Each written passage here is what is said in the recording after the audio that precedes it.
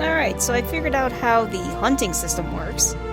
And so, all it basically is you have to complete all of the monster kills on the tier before you can go to the next tier. And that gave me a ton of experience. So, from doing the first 2 tiers, I went from level 17 to level 21. And since I hit basically within 5 levels, because every 5 levels you can unlock a class mission. So now I'm back at the Conjurer's Guild to see what my level 20 quest is. Alright, Asumayan, what you got? Greetings, Suikyun. You radiate the confidence of a conjurer who neglects not her study of the elements.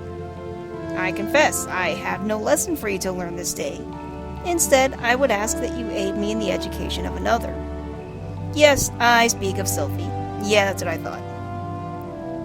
After no small amount of prompting, bordering on coercion, the child has finally promised to attempt to embrace the forces of nature, but I am afraid the matter is not so easily resolved. Sylphie has never attempted to learn the basic offensive spells that you and most other conjurers mastered before first venturing into the wild. As such, she is ill-equipped to undertake the trials, which furnished you and your peers with an understanding of the elements. Put simply, she is no match for the tainted spirits of nature. But if a more capable conjurer were to accompany her and purify the corruption in her stead, it may yet serve to impress upon her the power of the forces at work. I bid you take her on a pilgrimage around the Twelveswood and give her the opportunity to witness these confrontations firsthand. Earth, wind, water, she must know them all. Show her the majesty and primal ferocity of nature. As it was with you, let Earth be her first lesson. Sylphie awaits you at Bent Branch Meadows. Pray forgive my presumption, but I thought it best to send her on ahead while her conviction remains strong. Once you have located the patch of corrupted soil at Bent Branch, draw forth the tainted sprites and let her witness the struggle that ensues. May the elementals aid you in the endeavor, Suikyun.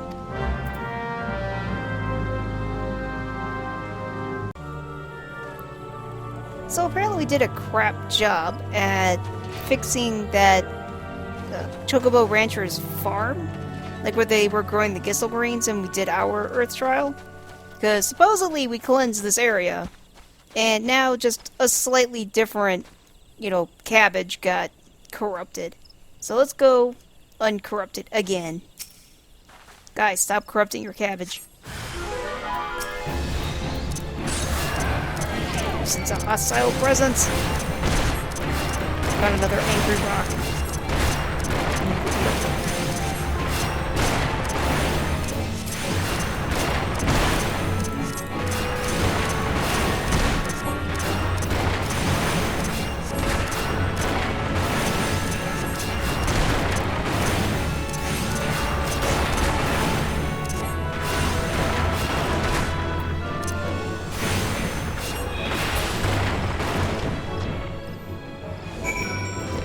Bye, Angry Rock.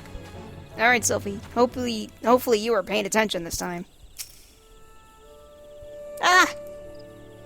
I wasn't scared. I was just a little startled, that's all. Right. It was as if a massive solid wrath had erupted from the ground. I've never felt anything like... Never mind. We have to head to Bannock next. Let's get this over with.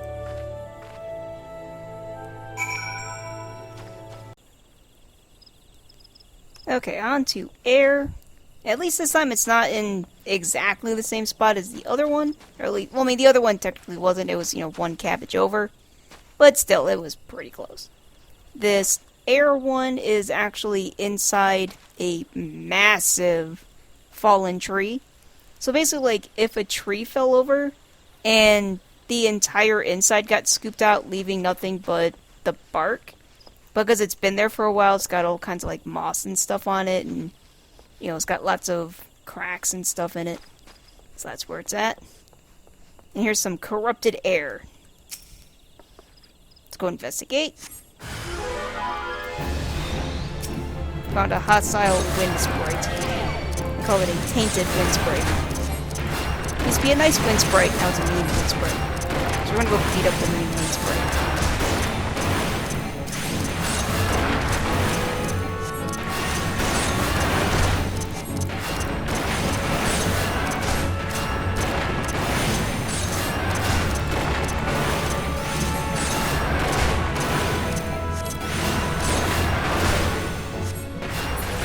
And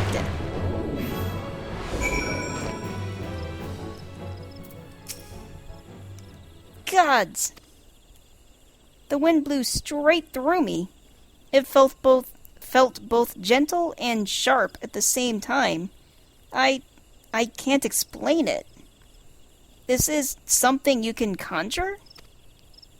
Let's be on our way. The last one is at Lilystone.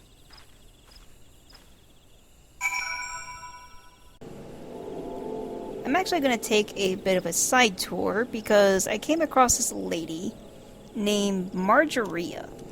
And she just has like a simple white dress with long brown hair. And she's sitting on a little stump next to the aetheorite teleportation thing here. And so I'm going to go talk to her because I believe she has to deal with houses. And it's just a quest to unlock houses, I guess. And I've never done anything with houses. But I've always basically been told to do this quest to unlock houses. Marjoria. Correct me if I'm wrong, but are you not an adventurer? I've seen you running to and fro, face set in grim determination as adventurers are wont to do. Hence my presumption. If so, I've information which might interest you. Rumor has it that plots within the Lavender Beds are to be auctioned off. What's more, bidders need not even be a Gridanian. Any old adventurer or wandering minstrel could, with sufficient funds, purchase land and build their own home. Considering how discerning the elementals tend to be about who can and cannot reside within the Twelveswood, it's rather surprising, if not hard to believe. But if there's truth to these rumors, well, who hasn't dreamed of owning their own forest cottage, perhaps with small vegetable garden and a stable large enough for a chocobo or two? You know, should your travels take you to the Mirror Planks, where the ferry to the Lavender Beds is, perhaps you'll find a Twin Adder representative who can tell you more. I would be shocked if they weren't involved in such a monumental change in policy.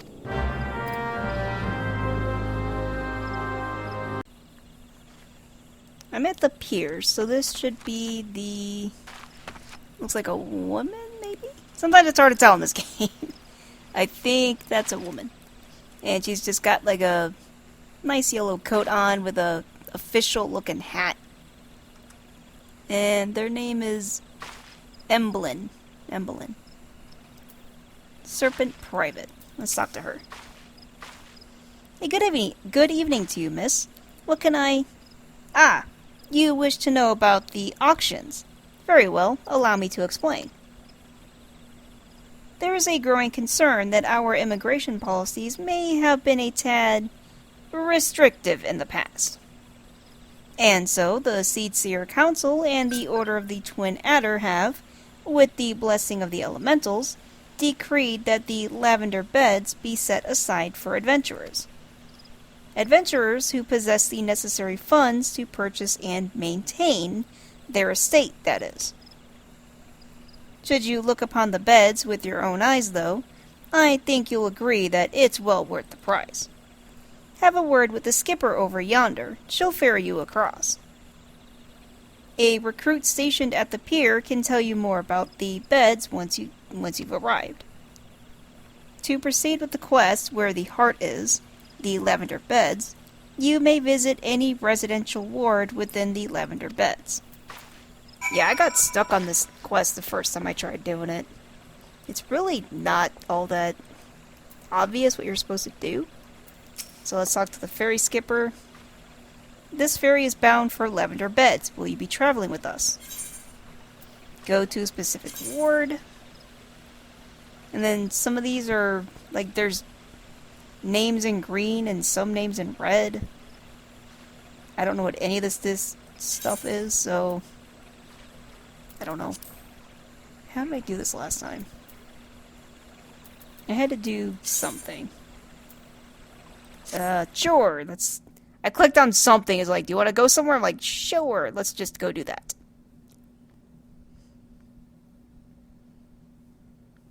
Apparently I'm going to the Black Shrouds, Lavender Beds.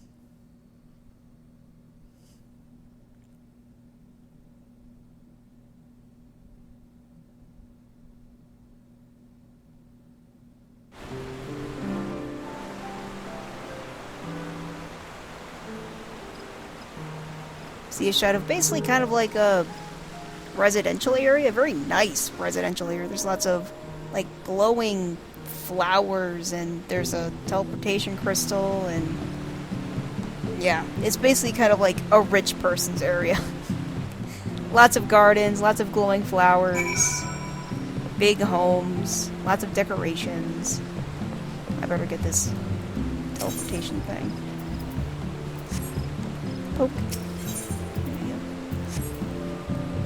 Let's speak to this serpent recruit. What's up, dude? He does that, like, arms cross over each other salute thing. Greetings, adventurer, and welcome to the Lavender Beds. Oh? You came at the behest of a Gridanian woman? I regret to inform you that these plots are reserved for adventurers. Your friend will not be permitted to take part in the auctions. You, on the other hand, would be more than welcome to participate. Should you have in mind to purchase a plot for yourself, pray speak with the resident caretaker. He can guide you through the process. Yeah, I've actually never gone onto this area. I always just clicked on that guy, talked to him, and then just went straight back home. Or straight back to the other area. Let's see. Let's actually just kind of meander around a little bit. So yeah, here's a giant tree surrounded by purple and pink flowers with orange and blue lights. Is that supposed to be a light or flowers? Oh yeah, it's just very brightly glowing, like tulips, basically. So those were lights, but nope, they were just glowing very brightly for flowers.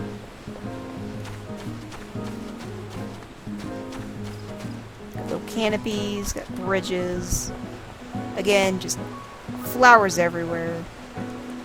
Even the lamps that they have are basically orange, orange flowers, like tulips. Alright, time to get back to adventuring. Let's see if I can find my way out of here. Ferry skipper, take me back. The ferry can either take you to another ward or back to the central shroud. Are you coming aboard? Yes. Let's just leave. Hopefully it brought me back to where I was. I think it did, yeah. So now I should need to go back to speak with that lady and say, sorry, but you're not an adventurer, so therefore you suck, and you're not welcome to live in a house. So you get to be homeless because you're not an adventurer. But this was also on the way to my next objective with Sylphie, so I'm gonna go head there. Okay, so we're at... where are we at? Lilystone? And basically, we're just kind of in a rocky area. Like, where there's kind of like rocky paths. And then outside of the paths are just very shallow water with lily pads and flowers on them. And Sylphie's off to the side. She's gonna watch us. Because we're awesome. And we found some corrupted water. So let's go look at it. We found a tainted water spray.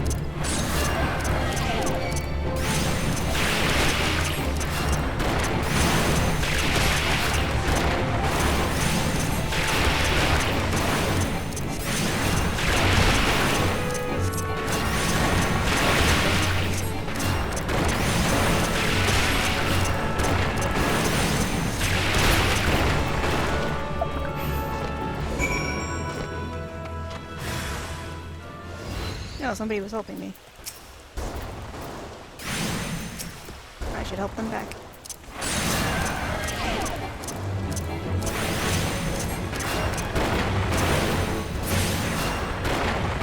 There you go. I got you. Alright, Sylphie. Were you watching? The lake is so beautiful. I never noticed how clearly the sky is reflected in its surface. I never noticed. Let's head back. I'm ready to speak with the guildmaster now. Good. So I see Marjoria again. There's noise going on outside. Good to see you again, friend. Did you learn anything about lavender beds? Yeah, it turns out they don't like you, and so you're not allowed. You know how gated communities are. They only allow certain people in the gated communities. Oh, adventurers only? Is that so? Well, these are trying times, and it's more important than ever for Gridania to attract capable individuals like yourself. I mean, I've never been drawn to the idea of paying like 3 billion coins or whatever the currency is for this game. So, but I mean, I guess. I'm sure that one day my dreams will come to fruition. One day I'll have my own cottage and stables filled with my beloved chocobos. I mean, you know, all you'd really need to do is just lavender beds, Aethernet now available. The residential district Aethernet for lavender beds can be accessed through the Gridanian Aetherite.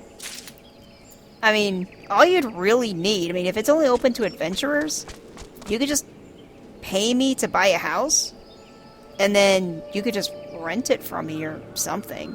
Like, there's loopholes to everything. If you want a house, there's ways to get a house. Or at least ways to live in the house. So, just saying.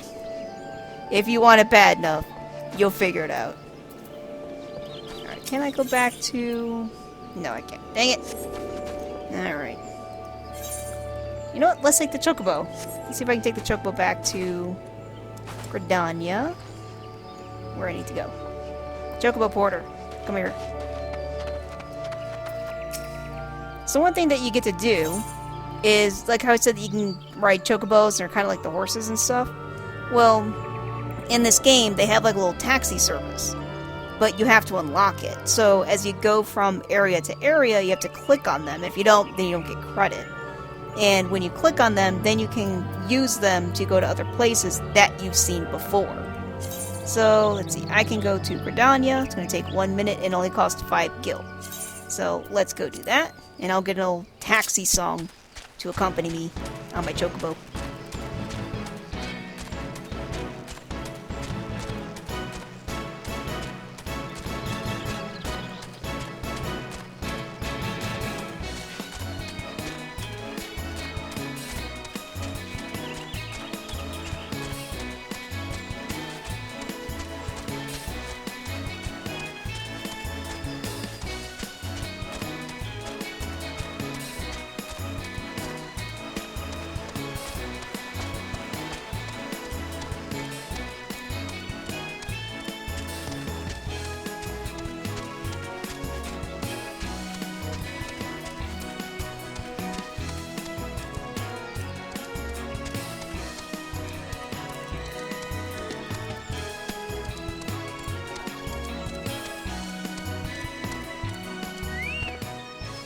Alright, well that was fun. So the chocobo actually moves automatically. You can't direct it where to go. All you can do is jump off of it if you want to get off for whatever reason. But yeah, sometimes if I... Like right now, I don't have my own mount. And so if I want to get somewhere quickly, then I either have to pay to teleport, and sometimes it can be pretty expensive, and I'm not rich. I've only got 1,200... Yeah, I've only got 1,200 gil. So, and that goes by really fast.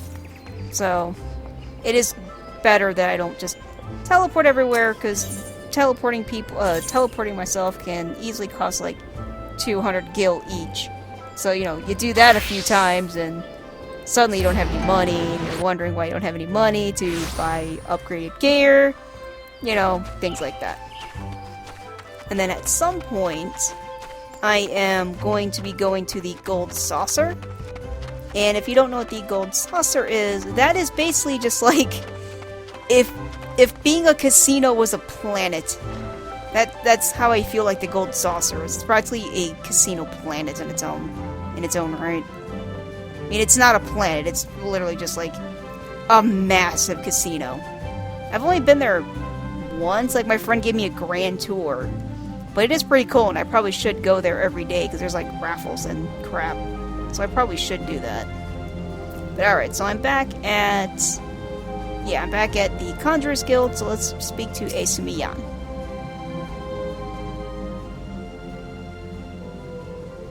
Welcome back, my avid conjurers. How fared you in your encounter with the elements? Sophie, what did you sense as Suikyun cleansed the sources of corruption? It's hard to explain. It was like hearing voices crying out in joy. And I felt their happiness wash over me. The world seemed sharper, more alive. It was almost as if nature were speaking to me. But why, Brother Isumi? Why did my mother teach me to avoid this side of conjury? What was she so afraid of? Isumi. There are certain truths that hide behind the mask of our words, and there is much that your mother didn't tell you. But you needn't seek all the answers at once, Sophie.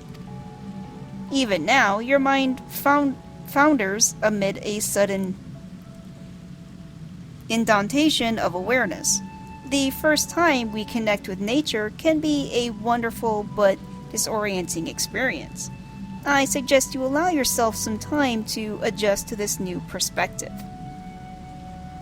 I actually have a theory as to why her mother didn't do that, but I don't remember if it comes up later in like her little storyline. If it doesn't, I will maybe explain that later. Yes, Guildmaster. She's a lot more agreeable now. I like it. I approve. Isumi. You have my gratitude, Suikyun. Thanks to you, Sophie has taken a most important step. You heard her mention voices crying out in joy, did you not? It appears the mother's gift has been passed on to the daughter. Such sensitivity is not something one can achieve through meditation and training, but a blessing that only a few fortunate chosen receive. And as you have no doubt surmised, Sophie's mother was one such person. The misunderstandings of that blessing, however, was what led her down such a tragic path. We cannot allow Sophie's astonishing talents to consume her in the same manner. But we mustn't get ahead of ourselves. The girl has barely awoken to her potential. And for that potential to be fully realized, your support is yet needed. I suspect she failed to mention that the promise of your involvement in her lesson was the reason for her change of heart. Ah, you underestimate the impression your quiet determination has made on young Sophie. If modesty prevents you from acknowledging your own good deed, consider this task part of your training. For conjurers are healers of wounds, but they physical or otherwise. Be they physical or otherwise. Walk with her on her journey. Suikyun, and together explore the myriad mysteries of nature. I get more free stuff. Oh, ash mask. Oh wait, if I wear that mask, then I can't wear the thing I'm wearing. Dang it! Such hard choices. Cotton dress shoes. I think I get more benefit from the dress shoes. I could use gold, but I also could use... I'm tempted to get that mask, But I know I'm going to get a mask later. But also, masks aren't really for... Again, if I wear the mask, then I can't wear this hooded outfit. So, which then means I have to wear something a lot weaker to make up for that. Alright. Before I forget, let me put on my shoes. I can't put on my shoes, oh crap. I have to wait until, I guess, level 22. Alright, fine. You go up a level, and then put on my shoes.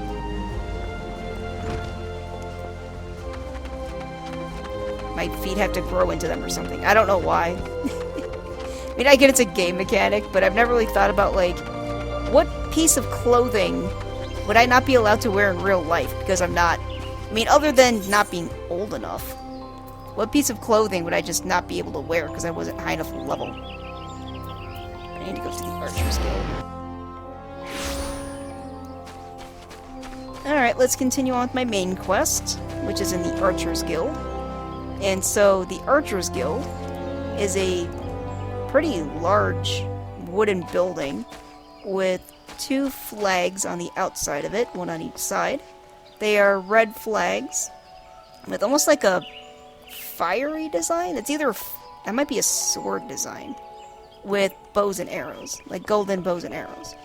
So red, black, and gold seem to be their colors. When you go inside, of course, again, it's all made of wood. And there's, of course, a little area with some trainees shooting at some targets, some wooden targets. Alright, God's Quiver Bow. So, he is your typical archer dude. An urgent message from Mother Mione? Very well, you may enter. Proceed to the seat of the first bow? Yeah, sure. Oh, now we're in a big office. Big fancy office. This is the head honcho type office. So there is a large, kind of like oval carpet with gold fancy trimmings around the edge of it. And a seat that kind of looks like the top part of a clamshell. And it's white, and of course made out of wood. And this dude's name is Lewin. Yeah, Lewin. And of course he's got a big fancy desk with some books and papers and stuff on it. And I guess a guard behind him? I don't know, the guard doesn't even have a name. That's how nameless that dude is. Doesn't even have a name. Alright, Lewin. Lewin is wearing some, like, red archer's gear. He's got a cap with a feather in it, no joke, and a black mask. Almost like a Robin Hood type character, except if Robin Hood was dressed in red. Lewin. So, you are Suicune Astromon, the adventurer of whom I have heard so much. I understand you wish words with me. Many, many words, yes. Mione has information on the Ixal, you say. Speak freely, you have both my ears. I mean, I'm glad both your ears and not just the one. I mean, using 2 of them is helpful, yes.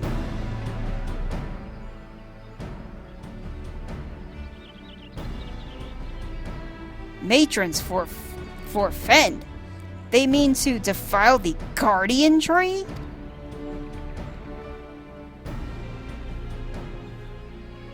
Before Nofisa, I swear those filthy birdmen will not touch it. May not so much as a single leaf. They keep calling them birdmen, but to me they look like lizard people. Maybe they're lizard people with feathers, I don't know. 12, help me. How can it be that neither the Wood Whalers nor the God's Quiver caught wind of this?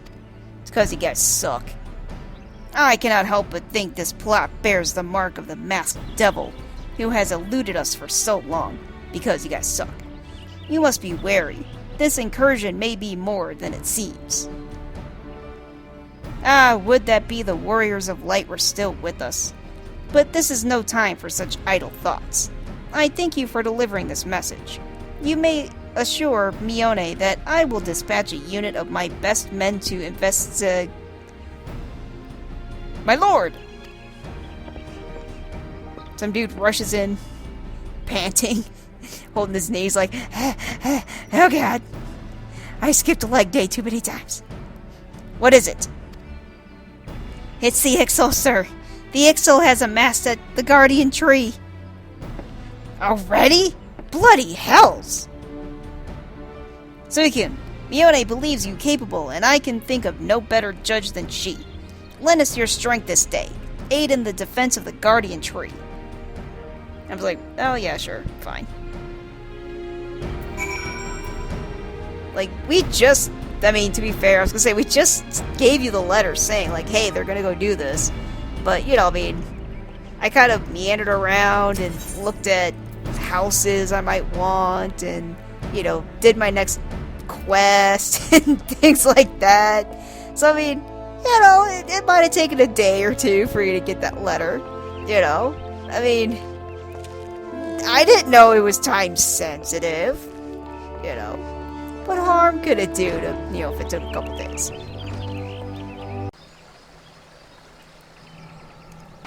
I found the messenger guy, or whoever I'm supposed to be looking for. God's Quiver Instructor. Let's talk to this person. The Bow Lord sent you, yes? Good to have you with us. The Birdmen have completely surrounded the Guardian Tree, and their calls grow more urgent by the minute. Whatever it is they mean to do, we cannot let them go through with it. They must be stopped, no matter the cost. Alright. Let's go into this mission here. See a huge tree. Ixali occultists. Oh, mournful voice of creation. Oh, mournful voice of time. Still look like lizard people to me. They say feathers, but I don't see feathers on them. Look at all those feathers behind it. Quack! Attend me all! To us this forest, Tinoka belongs.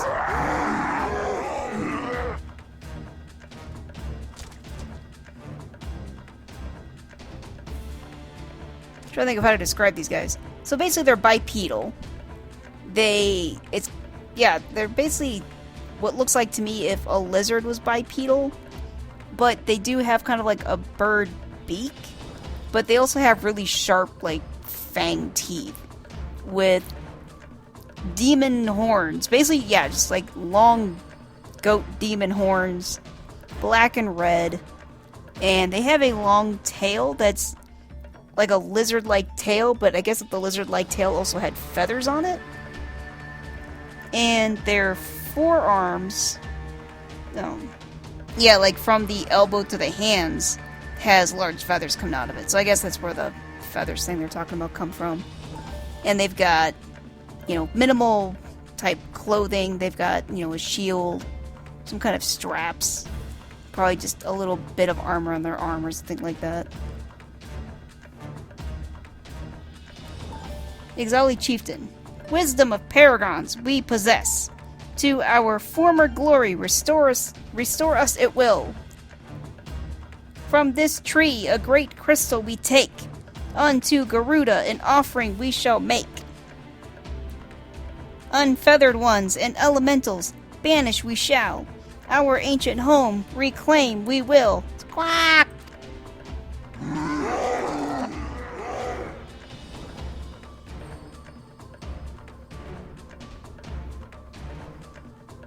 Lewin.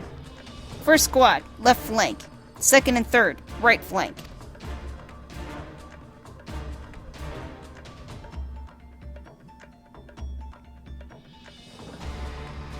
You see the soldiers kind of run off in the distance there.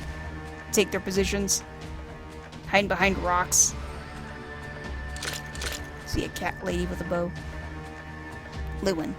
The rest form the main host with me. It is high time we reminded our Ixal guests why the Quivermen are to be feared. I mean, it kind of sounds like they were here before us. Just saying. This position is yours, adventurer. May the elementals keep you.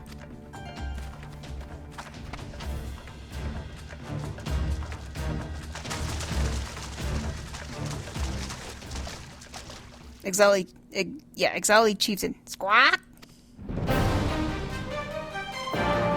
Interrupt us, you dare! In your own blood, you shall battle! Try it, dude. Alright, so I don't know if my goal is to beat them up or heal everybody. The enemy chieftain is mine. Okay. Because I don't always know in these things if I'm supposed to kill people or heal or do both or what. Because there's been times where I focused only on healing and I still fail. And I don't know why. So, yeah. So even though no one in my party died, I still fail. So I'm just gonna kill people, and then if I see someone's hurt, I'll heal them. But otherwise, I'm just gonna focus on attacking.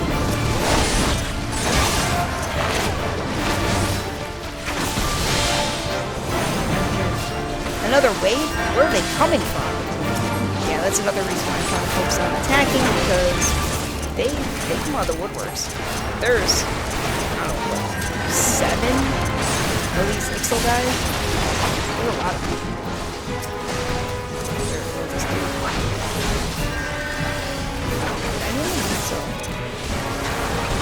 Since these guys aren't technically in my party, sometimes it can be hard to tell whether I'm actually doing it or not. Why can't you attack those guys? These guys are just doing whatever.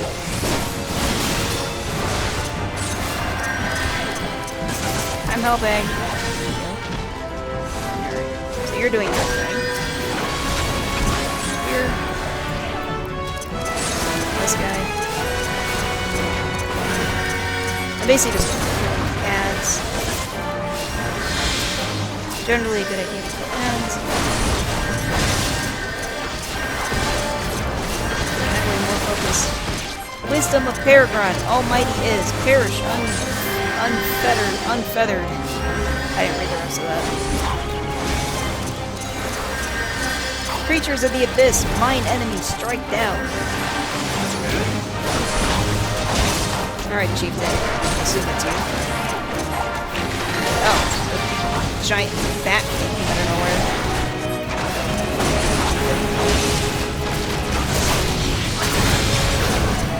The sooner I beat up the chieftain, the sooner we can.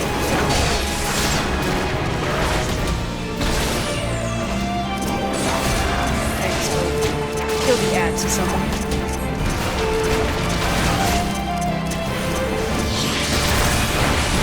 There we go.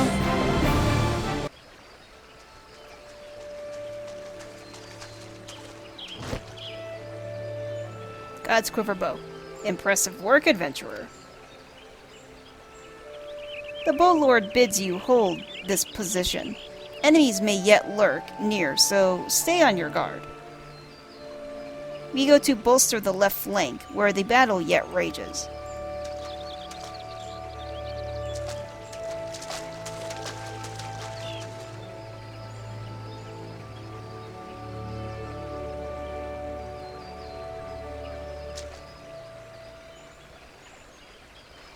Oh. See a dude clad in, black robes. The black mask. Masked mage. The source of her strength becomes clear. I was like, what? You may have bested the golem, but you will not fare so well this day. He is covered in black and purple and red aura. And he's got some kind of like red glowing sigil covering his face. Oh, mournful voice of creation. Send unto me a creature of the abyss, my thrall to command, that I may smite mine enemies. Throws his hands into the air, like you just don't care. And out of the ground comes... that kind of looks like a... I was gonna say a dragon, but I guess it's a demon-y dragon looking thing. Your very being imperils the plan. You cannot be suffered to live. These are big wings. I don't know what it is, but it wants to kill me. Defeat the masked mage. Soon you'll take your vile gifts. I think he says to the grave or whatever. Again, it's kind of hard to do battle and read his comments.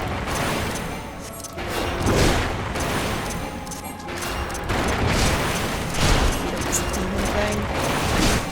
Die, demon thing. Wahaha! Writhe as the venom eats it. Dang it, I still can't read it. Still went too quickly. How is this possible? I'm awesome. That's how it's possible.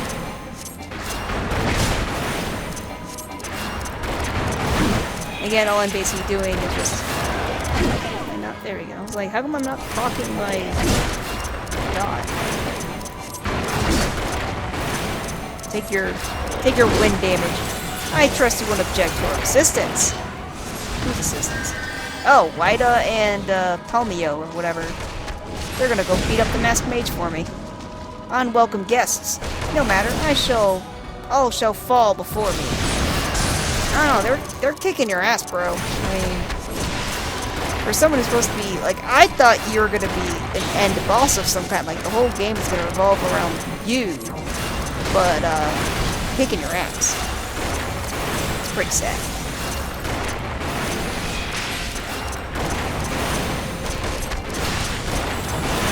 I'm supposed to be an elemental, but they're the one casting ice and fire and stuff.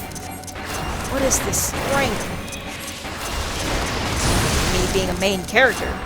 It's past time we finish this. Come on, we're almost there. And he's dead.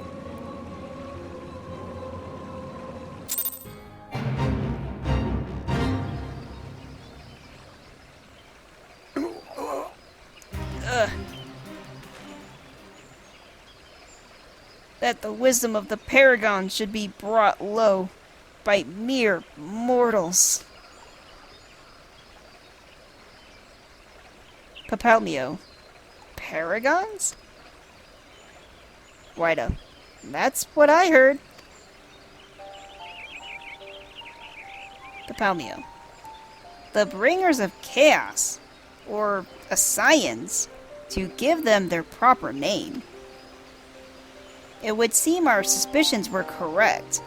It is they who have been manipulating the beast tribes. Ascians are going to be very, very important, so remember Ascians. Lewin. Suicune, are you unharmed? Had I known this creature was near, I would have sent men, not called them away. I mean, yeah, where the hell were you? God's Quiver Bow. There is no mistake, sir. He is the one who stirred the Ixal from their nest. Our intelligence was reliable. So he's the, shadowy figure everyone's been talking about. Again, I thought he's gonna be, the final boss. So this is the man who has eluded us for so long? Yeah, he's kind of a little bitch, really. Wida. Right? We finally got him! Papalmio. We sensed an ominous presence and came here as swiftly as our legs would carry us. I mean, easier for some than others. Wida. Well, it's good to know what we're up against anyway. Lewin. My thanks as ever, friends. Quiverman, move out!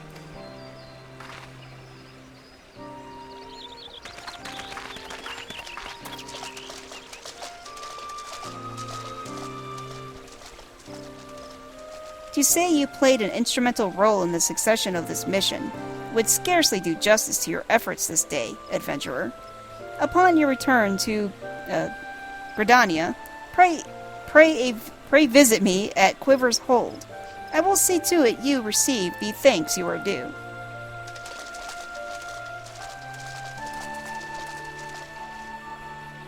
Wida.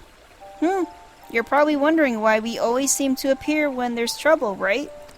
I mean, some people are just like that. Well, trust me when I tell you that it's almost never our fault. Not sure if I believe that. Despite what it looks like, Pelpamo and I are actually helping the Gridanians. And we've been doing so for a good few years, too.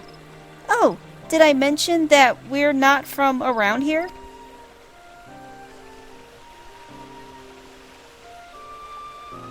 Oh yeah, one thing about Waida's outfit, I mean, she's got like a loose white shirt with kind of like flaring sleeves and things like that, but her shorts, so like short shorts, except if where the thighs are, we're just like cut out. Her pants are so weird. She's got short shorts, but where it would like hug her thighs is just gone. I don't see how that stays on her body at all.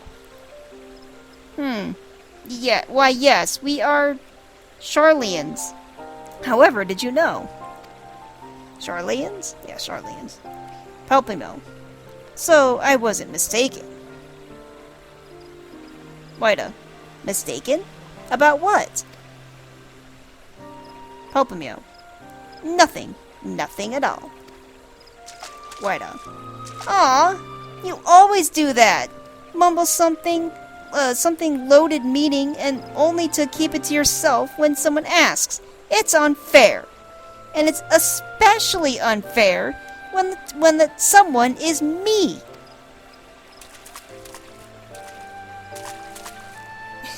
Pelpamo. Oh, do calm down. I'll tell you later. Waida. I bet you won't. Anyway, all's well that ends well. Pelpamo. Quite. We'd best be on our way. See you later.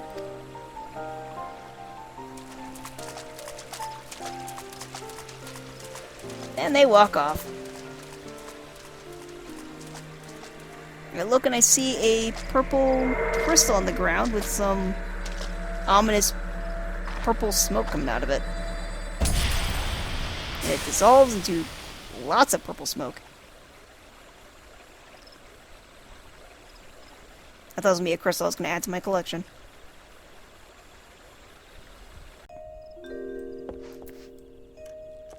Back at the Archers Guild. God's Quiver Bow. Welcome back, adventurer.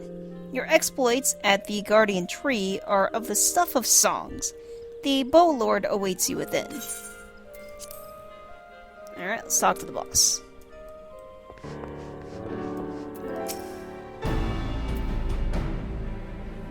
Lewin, I have awaited your return, Suikyu.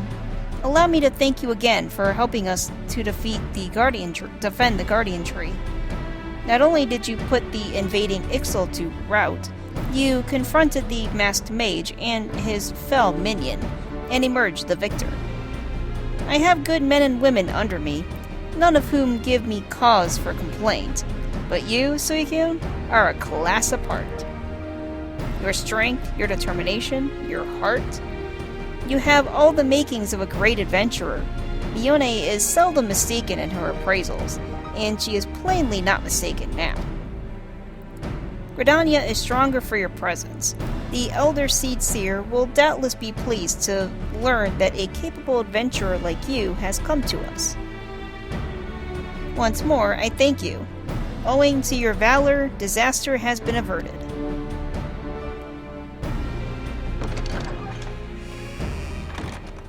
Elder Seed Seer. My lady. Everyone takes a knee. Lewin does I a am salute. come to express my gratitude for your valiant efforts before the Guardian Tree. I am informed that an adventurer of singular talent now walks amongst us. You are she, are you not?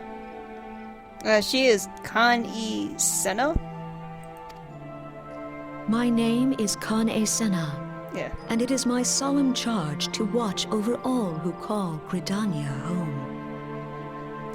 So I don't know what species the people with horns are, but she's got white horns that stick straight out of her head. And she's got what kind of looks like two giant pearl leaves on each side of her head. And she's got blonde hair, green eyes. Her hair is like braided, but it's kind of tucked in, so it's, I don't know, almost like, I don't want to say it's a bun. It's not quite a bun. But it's basically like braided and then kind of bunched up, so it's not hanging down. And she basically looks like an ice queen.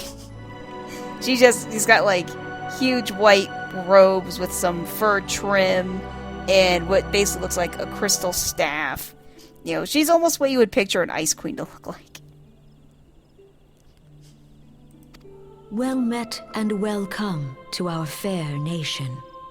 It was your valor that won us the day, I believe. On behalf of all Gridanians, I offer you my humblest thanks.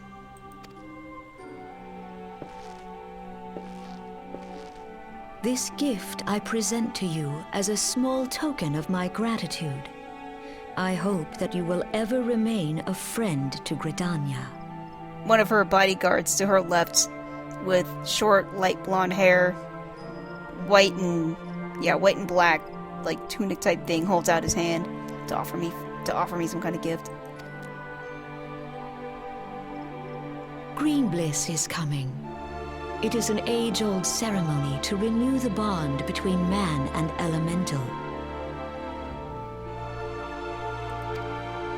Over the centuries, it has blossomed into a joyous festival encompassing Gridanians from every walk of life.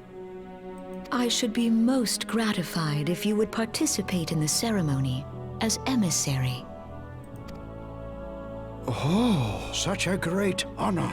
I look forward to seeing you on that most joyous of days. Till then, fare you well. May you walk in the light of the crystal. She turns and leaves, along with her bodyguards.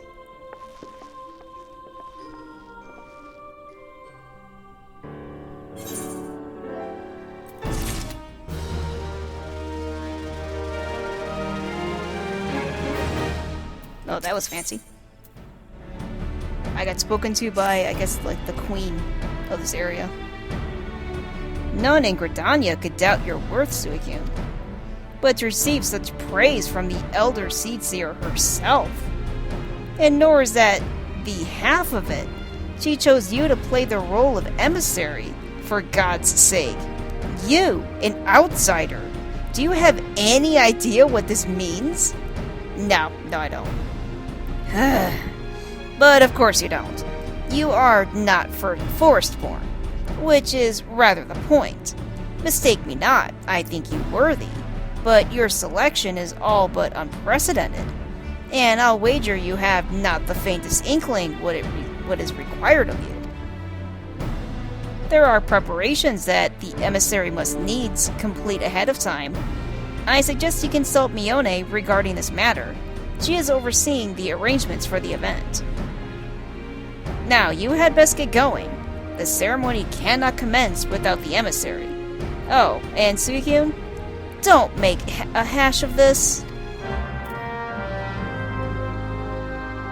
I promise I'll stand there and look pretty or whatever. Don't worry about it. Mother! Mione. I'm supposed to speak to you. I was a good girl. Well, if it isn't the emissary herself. Had I known you were coming, I would have baked a pie. As long as it doesn't have eels in it. You truly are full of surprises, Suicune. Next you'll be telling me you're one of the Warriors of Lights back from half-decade-long holiday. Maybe. I mean, supposedly in the previous iteration of the game, my friend told me that if you actually had played the game the first time, that people actually would recognize that you had been around in the previous game. You would not be recognized as a Warrior of Light, but you would get recognized like, oh, you were around, back then. That's actually pretty cool. But I was not, so I'm not going to get that. But let's speak of preparations.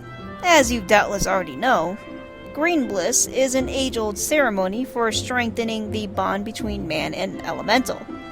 These days, though, the name also refers to the festival at large. Yeah, totally knew that, yep. In the ceremony, the emissary serves as a conduit, a bridge between the people and the guardian of the Twelveswood. Suffice it to say, it is no small responsibility, nor does the Elder Seedseer choose mankind's representative on a whim. Seldom in history have non-Forestborn been chosen for the role, which should give you an idea of the magnitude of the honor being accorded to you. For your part, you are required to wear a ceremonial artifact, which is presently in the keeping of Timbermaster Beaton. Go to the Carpenter's Guild and collect it from the man, then return to me for further instructions. I am wondering if I should maybe get some of the other jobs available to me already. Like, I don't have access to, like, the Fishing Guild or anything, but Carpenter maybe? Or, I think, Leatherworking I was considering. Just, like, so I can, I guess, get started on that? I don't know. I'll think about it.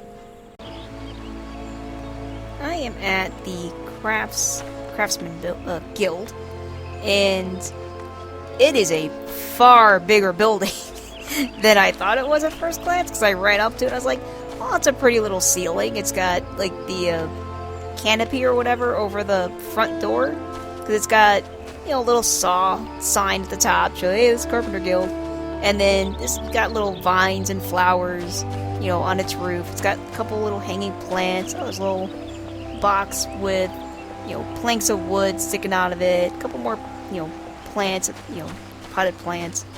And then I look to the right, and I'm like, oh, this building keeps going. It's a lot bigger than I first thought it was. And it's got a little water wheel outside. It's a very nice building. I like it a lot. It's got a bigger sign at the top with another saw there. And looking to the left of the front door, I see 2 more boxes of planks. Can I click on? There's like a little sign. It's got like little advertisements on it, but I can't click on it. A little barrel with some daisies and other flowers in there. There's a lady carpenter named Adele. I could click on her. She's got some kind of quest, but I'm not going to do that because I will get distracted. And inside, there's very nicely crafted furniture. I mean, it's beautiful stuff here. Got some little end tables, and kind of looks like a little box you'd put jewelry. It's got 3, like, it's very small. It's a tiny little, like, chest-looking thing with 3 drawers in it. It looks like a box you'd put jewelry. As a female, I know what those look like. And then here's a very ornate cabinet. It looks like it's partially made out of rosewood or something, or mahogany, or something like that. It's got a, maybe it was probably just stained red, but yeah, it's a very nice cabinet. And then we've got the guild receptionist, and I was talking with my friend about whether I should start crafting or not. And the consensus is kind of like, you will get distracted if you start crafting, so beat the story again. Get on it. Don't get distracted with crafting. He didn't promise he'll make me whatever I need, but trust me, he'll make whatever I need. Whatever gets me into the story again. He will handle it. And then, I do really like the inside of this Carpenter's Guild. There's, like, handcrafted chairs. There's this guy named Hartford. And you see him actually, like, hammering the bottom legs of chairs onto a chair. Probably just glued them on there and just hammering that in there to make sure it stays on there nice and tight. This guy has got... One cannot be too careful when working the saws. That is true. That is very true. I'm not allowed to touch saws. That was one of the things I was not allowed to do. I wasn't allowed to touch a saw. For good reason. For good reason. I was allowed to use the torch. I was allowed to weld, though. So, yeah, there's like a giant saw. There's 2 of them, actually, I think. I think there's a second one. Is that a second one? It might just be a guard on the saw. But yeah, there's basically a big saw guard, and I assume, like, massive planks and stuff go in there. And then you see, you know, lots of wooden planks stacked up against the wall, and people working on various crafts and things. I really like it in here. I think it's very detailed and nice. A little off here, and a little off here. Guy's working on... What are you working on? a post of some kind, I think. Like maybe a building post or a bed post, maybe? And then you see what just kind of looks like if like a snowman was in the midst of melting. It just kind of looks like a cylindrical blob. And you see a ladder with a Lalafell on top of it. And again, Lalafell is one of those like 2 feet tall people. My kind of people. And he's, I guess, chiseling away at it, so I guess he's making some kind of statue there. And then more shelves with books and more crafty things that they made. Alright, let's talk to this guildmaster dude. His name is Beaton. And at first second I thought he was a cat man, but because I thought I was like, is that a tail? But no, that's not a tail. But he is an elf man. It's like short hair, but it's kind of long, where like in those, say like, what is it, L'Oreal or something, kind of, you know, shampoo commercials with the wind blows in their face. It's kind of like his hair stayed that way all the time. He's got like a white jacket. Well, it's white and green jacket. It's a very nice looking jacket. I think he's got a saw hanging from his leg. Dude, I hope you have a guard on that. That'll chop your leg off. Alright, Beaton, what you got? So, you are the emissary to be. Mione sent word that you would be coming to collect the ceremonial artifact. The good news is that it is ready, painstakingly crafted by these very hands, and from the rarest of materials. Take it along with this warning. Get so much as a scratch on the thing, and I shall make an unceremonial artifact out of you. Yes, sir. Alright. I mean, the rarest materials he crafted with his own hands, and he's the guild master and all that. And he knows I'm some, like, upstart outsider who doesn't understand how important that this whole thing is. Yeah, I can understand his reservations about it. There's a florist. I've never talked to you before. What do you have? Cloves. These are ingredients, I guess. Crafting material. Huh. Yeah, gathering. Yeah, it looks like a lot of gathering stuff. And for, like, one, the shroud cherry sapling, 300 for that. It says, looks so good, bring a tear to your eye. For use in planters. Oh, this is probably for, like, your house. You know, the house I'm never gonna have. Black Rabbit Traders. Purchase items. Elysian gear. Elysian gear, whatever. I think this is the starting gear I started the game with. Yeah, I guess in case I really, like, say I lost it or something, but I still have it. I just put it out of the way in my inventory. Because I want to keep it. I know there's a way to store it later, but I don't remember where or when exactly I'm supposed to be allowed to do that. So I shall just carry it on me and make sure I stick it at the bottom so I don't accidentally sell it, because I will accidentally sell it otherwise. And I want to keep it. Alright, let me go find a person. Am I supposed to speak to Mione again? I think so. Mommy! The angry crafty guy gave me a mask.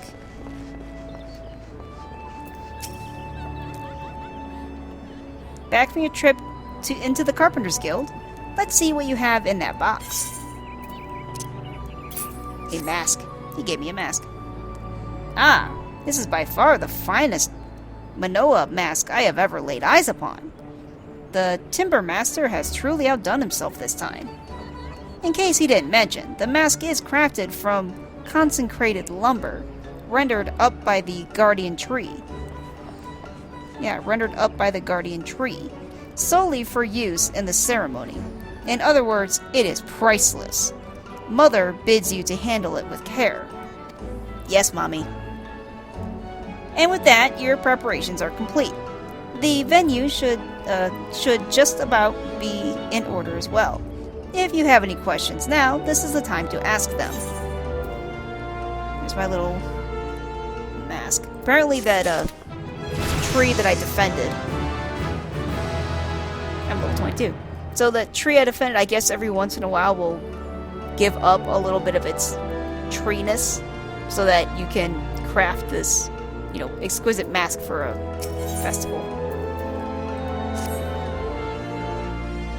Now that you have the Manoa mask, all that's left is to participate in the ceremony. Perchance you are feeling nervous, but never fear. Despite all the pomp surrounding the role, there really is nothing to being emissary. All you're required to do is wear the mask, stand up straight, and look dignified. I mean, have you seen me? The more involved aspects of the proceedings will be handled by others. Simple, no? The ceremony will be held at Miketo's amphitheater. When you are ready, make yourself known to the caretaker there, a woman named Estain. Oh, and be sure to wear your mask or she may not recognize you. Now, off you go, Suicune, and good luck. Alright, and kind of like I hinted at before, because of the robes I'm wearing, I can't actually wear headgear. Because if I put on the headgear, I'm going to remove my clothes. And yes, I know some of you will want to see that, and so yes, I will actually allow you to see that in a second. Where am I supposed to go? Oh no, I'm locked out. Oh wait, oh yeah, duh. It's because I need to wear the mask. But let me get there first, then I shall don on the mask. And yes, I will give you a slight show when I do it. Just because I love you that much. And I understand some of the people in my audience are pervs. Alright. This one.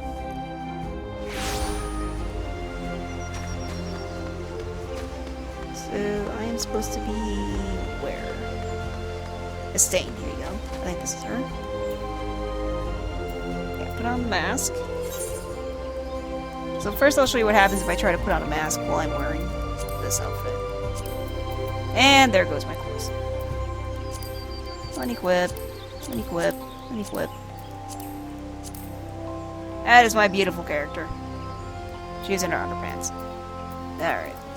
Put the mask back on. And let's see, where are these clothes? Oh, those are my clothes. What are these clothes? Huh. Put on that. And for the ceremony, no. Unequip.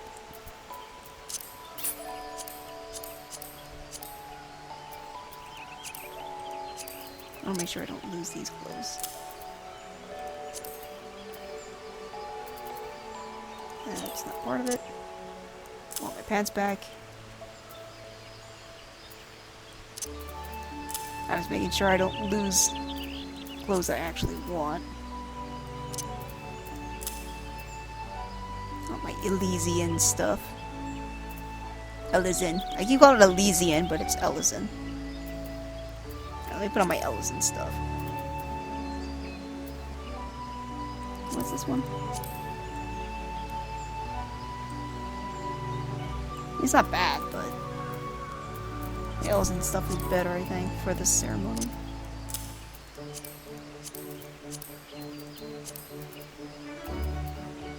Elysian. Elysian. There we go. Alright, cool.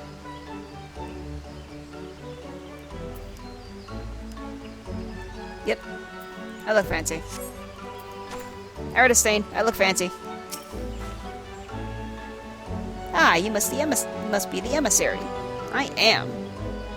I see you have come prepared. That is well. I have been instructed to escort you to your place. Please follow me.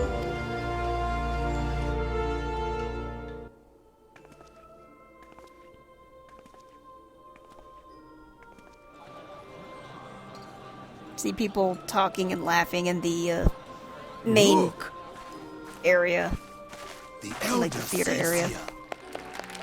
12 bless her hearts! The queen enters and I'm walking behind her. Wida and Palpamio are cheering me on. See a Moogle off to the side there, cheering me on as well. Because I am the greatest.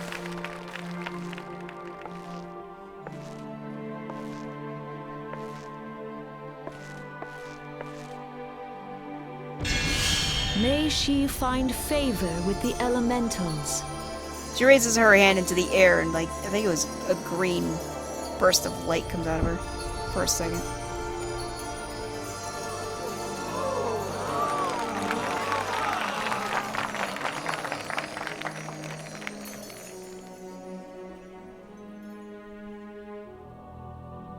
She looks upon me and at first it was affection and then it, I guess, turns to concern. This radiance. There was like a slight glowing coming out of my chest there for a second. I looked down at my boobs. Could it be a crystal of light? For some reason, I'm holding a blue crystal in my hand. Tell me true. Has the Mother Crystal revealed herself to you? Did you bask in her light? See, what happened was, Have you, perchance, experienced sensations akin to ether sickness of late?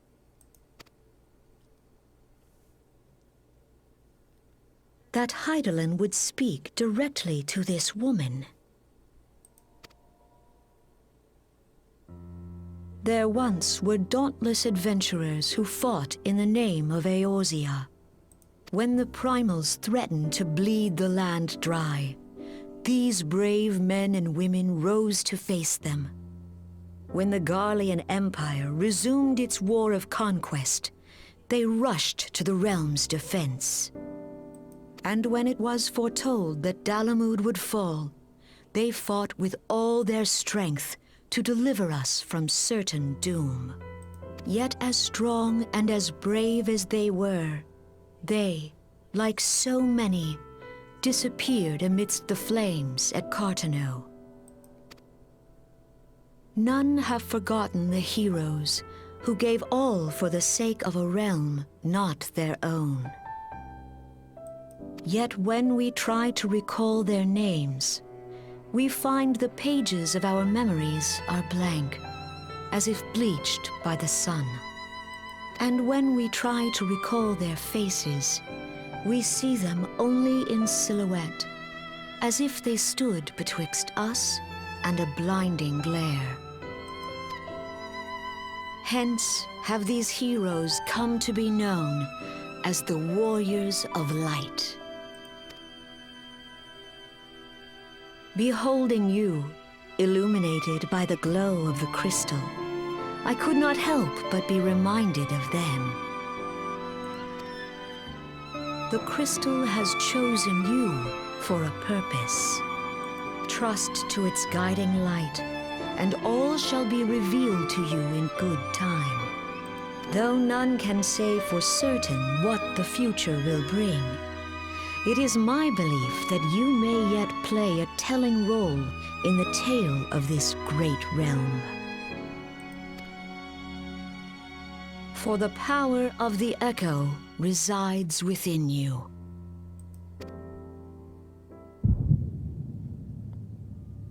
I clutch my hand to my right eye. The screen fades to white.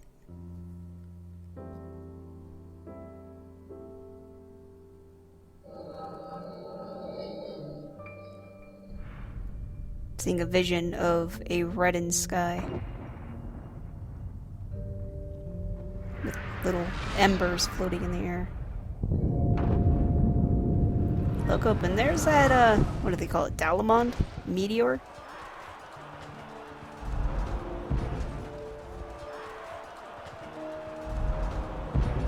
Flames to the fore! That's Raban. Become important later.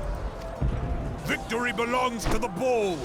Show those Imperial whore sons what we're made of! The left flank buckles. Divert the barracudas. That is Merwib. She's also cool. Bid them hold that position, though it costs them their lives. The Yellow Serpents are in need of succor. Pray, send the White Wolves to their aid. The adventurers risk life and limb for our cause. We must not fail them. Behind them on a mountain, can barely be seen a figure. The queen turns and looks at him. She can barely see him, but she knows he's there. Is Artemis? It was a black-cloaked figure with a red mask this time. No, it is nothing. Fireball was launched at him and was deflected by a blue shield. The barrier won't go down so easily! Eyes forward!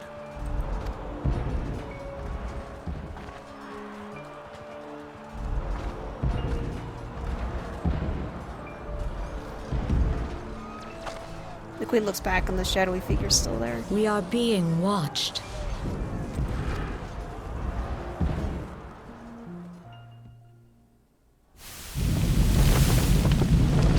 See a flag on fire. Raging Bull, calling Bloodthorn! Bloodthorn, respond! Respond, damn you! Dude's dead.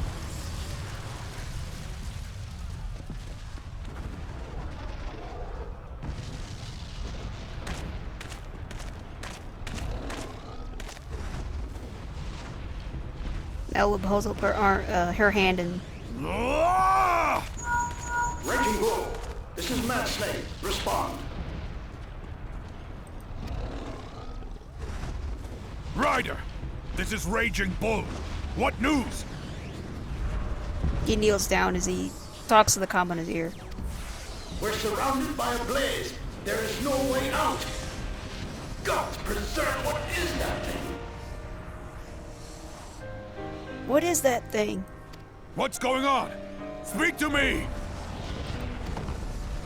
God damn it! We cannot hold much longer.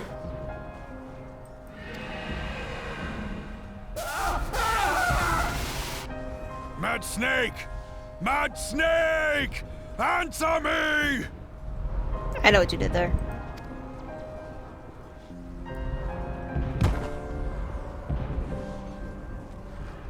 He pounds his fist against the rock angrily. Damn it! Damn it all to the seventh hell! What of the barracudas? Can they not be reached? Sorry, Admiral. Shell's not working.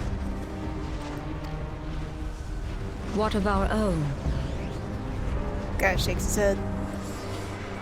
I cannot say, my lady. That monstrosity appears to be disrupting our communications. We must keep trying. Call till they respond. Yes, my lady. Admiral, General, we can do no more. We must give the order to withdraw. I will not forsake Louis Soir! General, please. Victory may belong to the bold, but there will be no victor this day. You know this to be true. Let us not sacrifice lives in vain. Louis Soir was the guy in the opening cutscene who made the giant barrier that also tried to entrap Bahamut, and he was the one that ultimately teleported away any survivors like the Warriors of Light and got engulfed in flames. The adventurers fight bravely, but to no avail. Let them withdraw, and let us be the ones to stand with Louis Soir.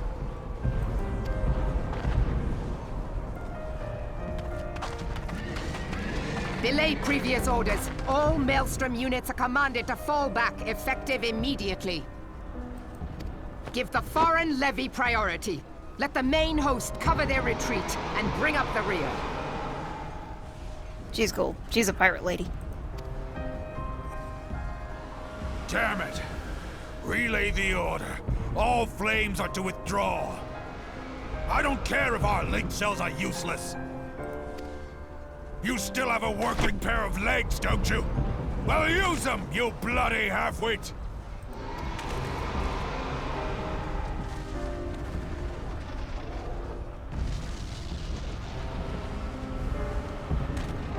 The outcome of this battle was long since decided. Better to retreat now than risk a massacre. Yeah, Bahamut's raining destruction upon everybody.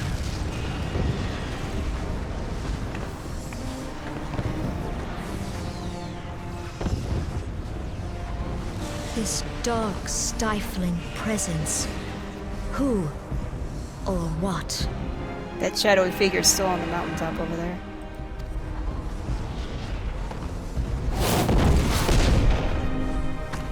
We go to take our place beside Archon Louisoix. To your positions.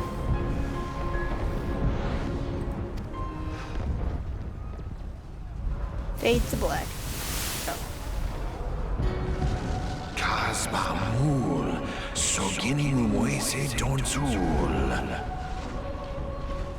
So it is a black cloaked figure with a red mask covering the top part of his face. That I should live to behold Bahamut once more.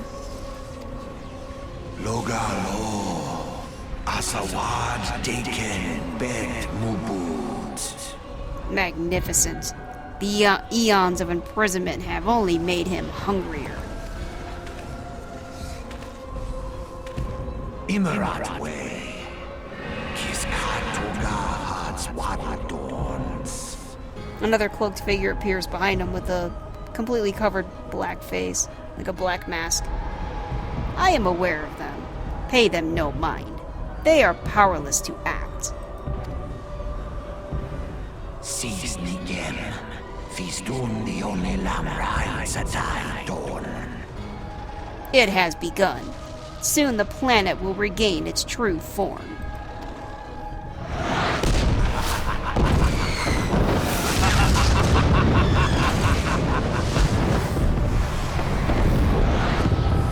He raises his arms to the sky in glee as Bahamut rains destruction around everybody. Oh, I wake up in bed.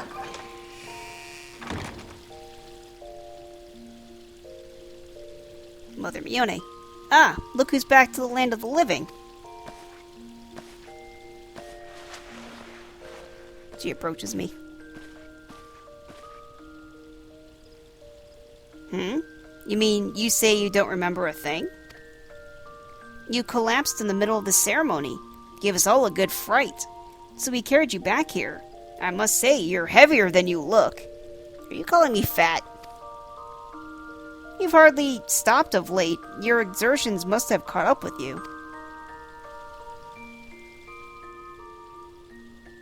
But you adventurers are nothing if not resilient.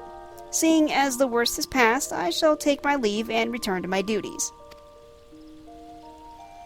Oh, I almost forgot. The Elder Seedseer told me she'd like to see you when you felt well enough. The gentle soul was almost as worried about you as I was. Bless her. When you're back on your feet, be sure and visit her at the Lotus Stand.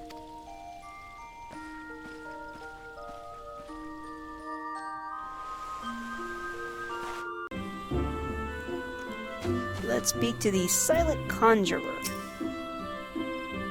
Ah, you are Suicune Estrema, are you not? I bid you welcome, my lady. The Elder Seedseer left word that you would be joining her at the Lotus Stand. May I show you in? Yes, you may. Lotus Stand.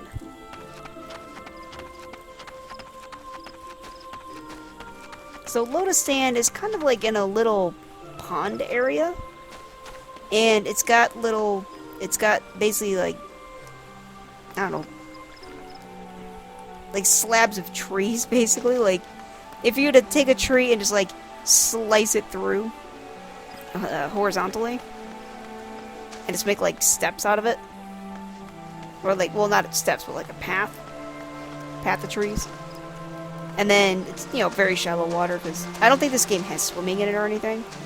And then it's got, like, a kind of like a little waterfall, but it's the type of waterfall that's, like, steps down. It's not like, you know, your big tumbling waterfall you usually see. It's like a little one where it goes down in steps. It's very pretty. And if I go towards the waterfall, you can hear the water.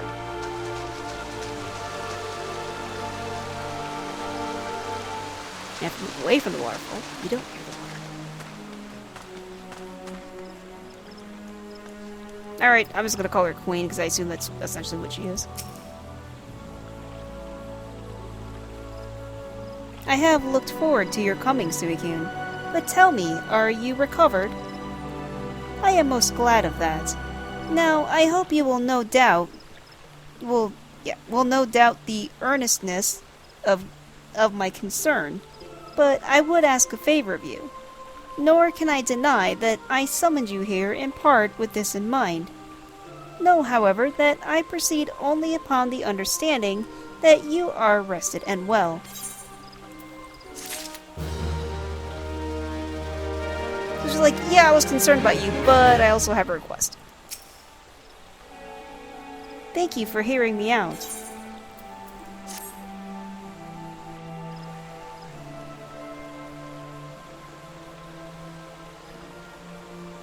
She pulls something out of her pocket.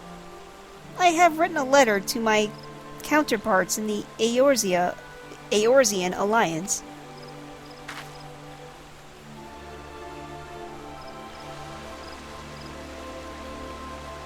The Battle of Carteneau and the calamity that followed claimed countless souls, and left countless more bereft and alone.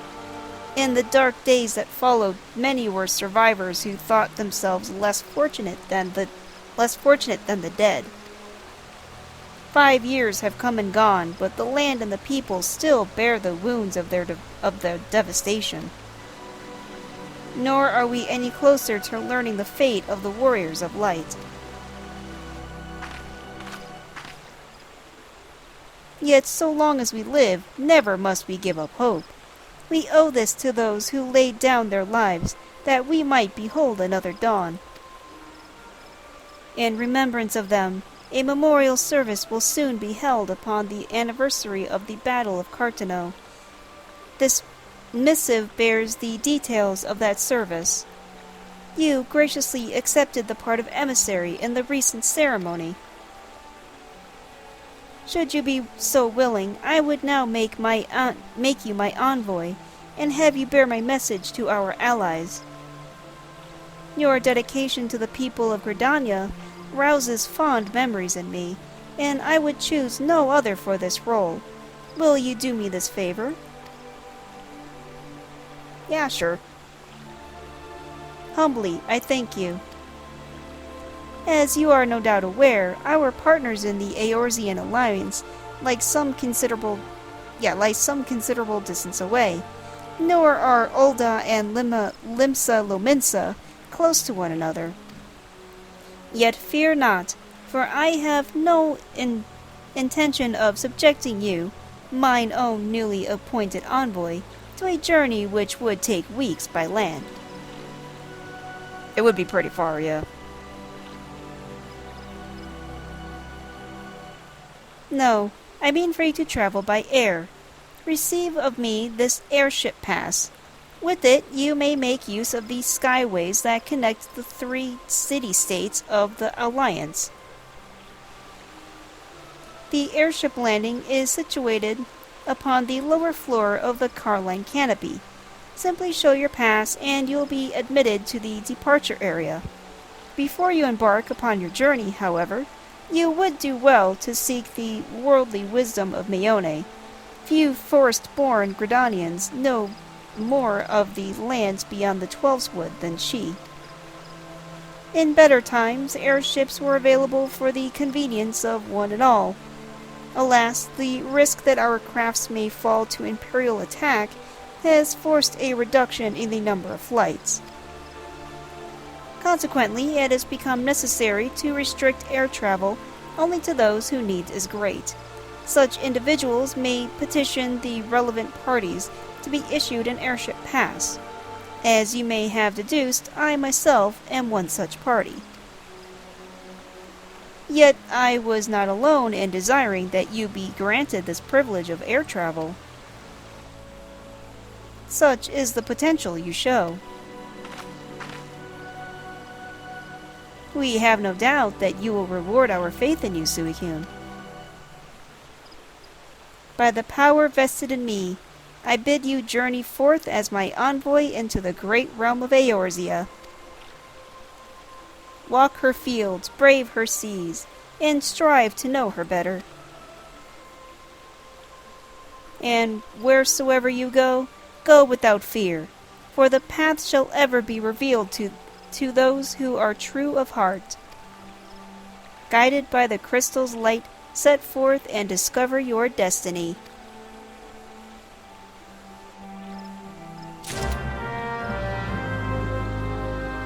That sounds like an intro if I ever heard one.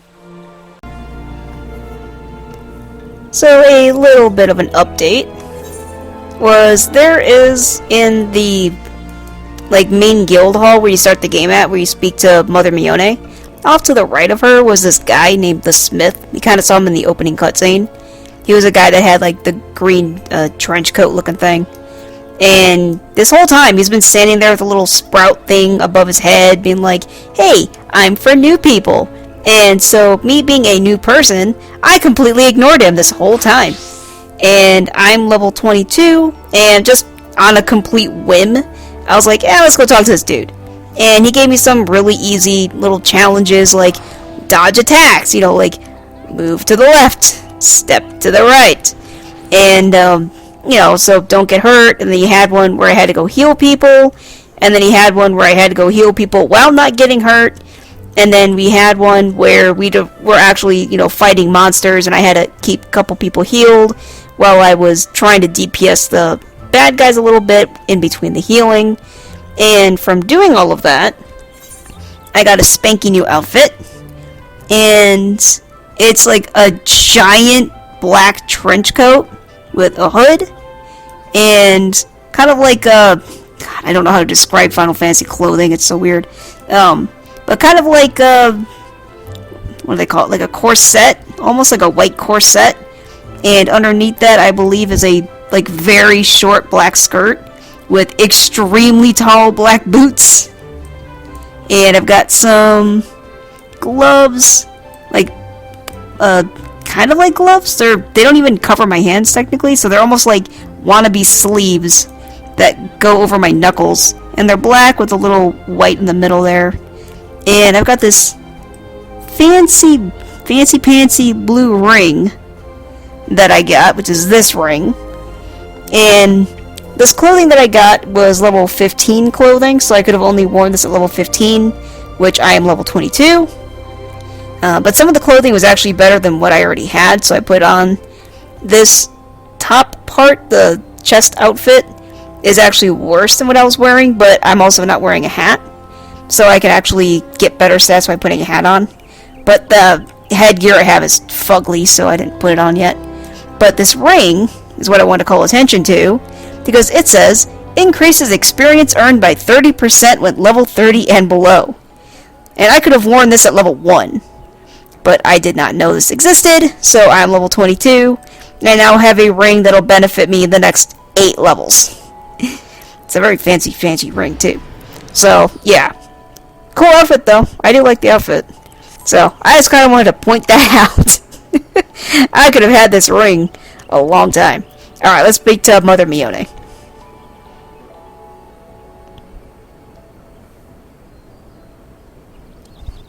"'Tis good to see you up and about again, Suicune. Tell me, did you pay the Elder Seed Seer a visit as I bade?" "I did, yeah."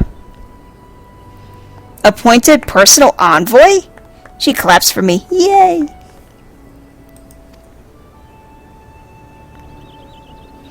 "And now you are to bear the Elder Seed Seer's missive to our allies. Well, it seems you've made an impression on the great woman. I can't argue with her judgment, though. You've earned this honor, and with tireless hard work, and anyone who says you don't deserve it had better not do so in my hearing. Oh, I'm sure you'll give him a good scolding. I find myself praising you often of late, but Mother is truly proud of you. I only want to impress my mommy.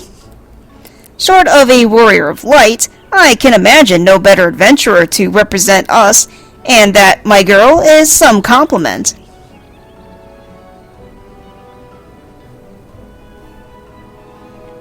But I flattered you enough for one day. I mean, wouldn't want you to get a bigger head after all. And I don't want your head to get too big. I actually didn't read that first. And I don't want your head to get too big, or you'll struggle to lug it around the realm. I like the way you think, Mother. I like it. Speaking of which, Eorzea is a big old place. Now that you have an airship pass, you can really start to broaden your horizons. The sky quite literally is the limit. Even if your errand didn't call for it, I would strongly suggest visiting the 2 other city-states of the Alliance before you go anywhere else. They are, of course, Limsa Lominsa, City of Pirates, and Ul'Dah, Jewel of the Desert. Yeah, I was not kidding when I said that one lady was a pirate. She's actually a pirate. Once you've acquainted yourself with them, you can turn your sights on whichever lesser-trodden region takes your fancy. The calamity changed the face of Eorzea, and much of her now lies in shadow, beyond man's ken. Ken? Whatever. It is a veritable playground for wide-eyed adventurers like your good self. Mind you, it won't be all fun and games. Each nation faces its fair share of problems, from internal strife to conflict with the beast tribes and their primals. So don't be too surprised if you find yourself embroiled in the odd unsavory situation on your travels. But no matter what difficulties you encounter, I am confident that you will pull through and emerge the stronger for the experience. These are interesting times for Eorzea, Suicune. It's been 5 years now since the calamity, but folk are finally beginning to look to the future. A period of great change is upon us, and you have a part to play in it. And if that prospect doesn't excite you, I don't know what will.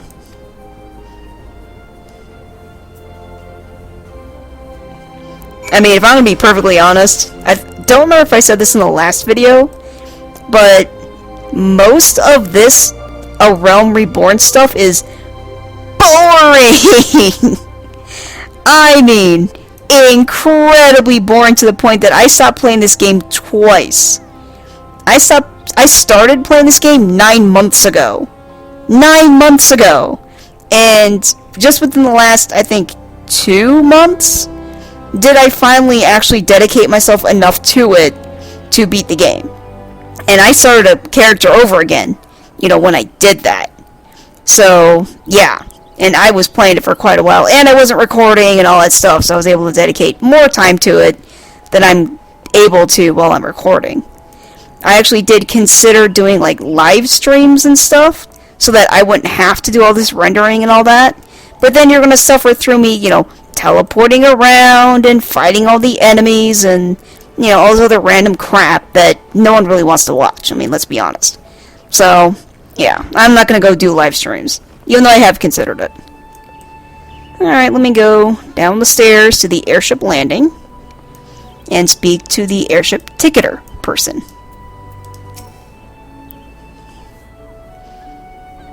Greetings, good madam. This is the reservation counter for Limsa Lominsa bound flights. Oh, are you not Suicune Astroma, the Elder Seedseer's personal envoy? We at Highwind Skyways are honored to serve you. Will you be flying with us today? I will be, yes.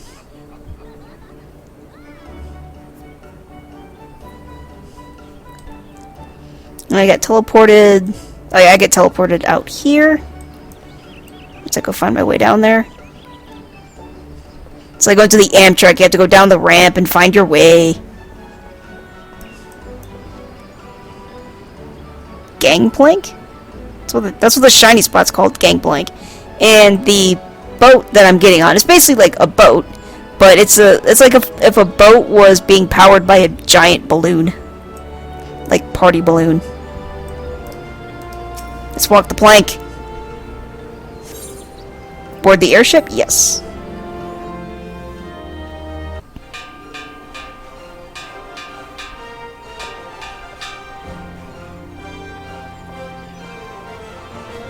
Attention, all passengers. The airship bound for Limsa Lominsa is about to depart. Please make your way to the boarding gate.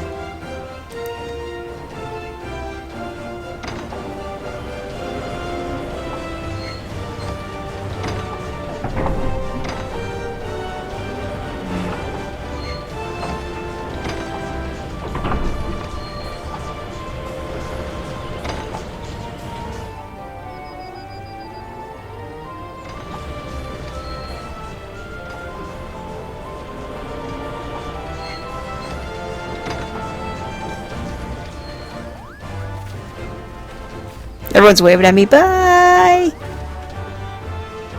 Oh, you see Wida and Palpamio? They look at each other knowingly, nod, and then walk off.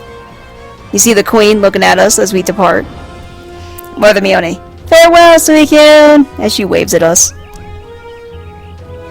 One day, minstrels will sing of your deeds. Damn right they will.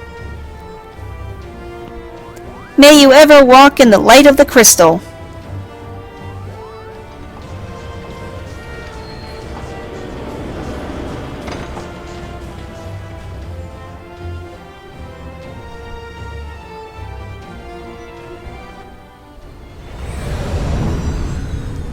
Meanwhile, Castrum, Occidents? I don't know, I couldn't really read that. We're at the bad guy territory. You passed what kind of looked like a black and glowing orange crystal mountain. Or that was lava, I couldn't tell.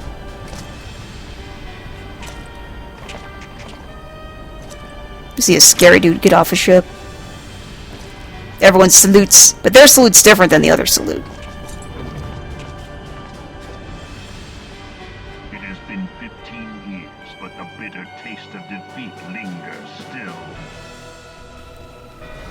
Flashback. Since the Imperial fleet set course for Mordona, led by the Agrios, mightiest of all vessels. Silver Till lay ripe for the taking, and all of Eorzea would soon be ours. Or so we believed. But an innumerable host of dragons met us that day, at the heart of which flew the great Midgard Zormer. Though we succeeded in slaying that lord among worms, the dread serpent's defeat was bought at too high a price. Our invincible flagship was lost, and all hope of victory with her. So ended our glorious conquest.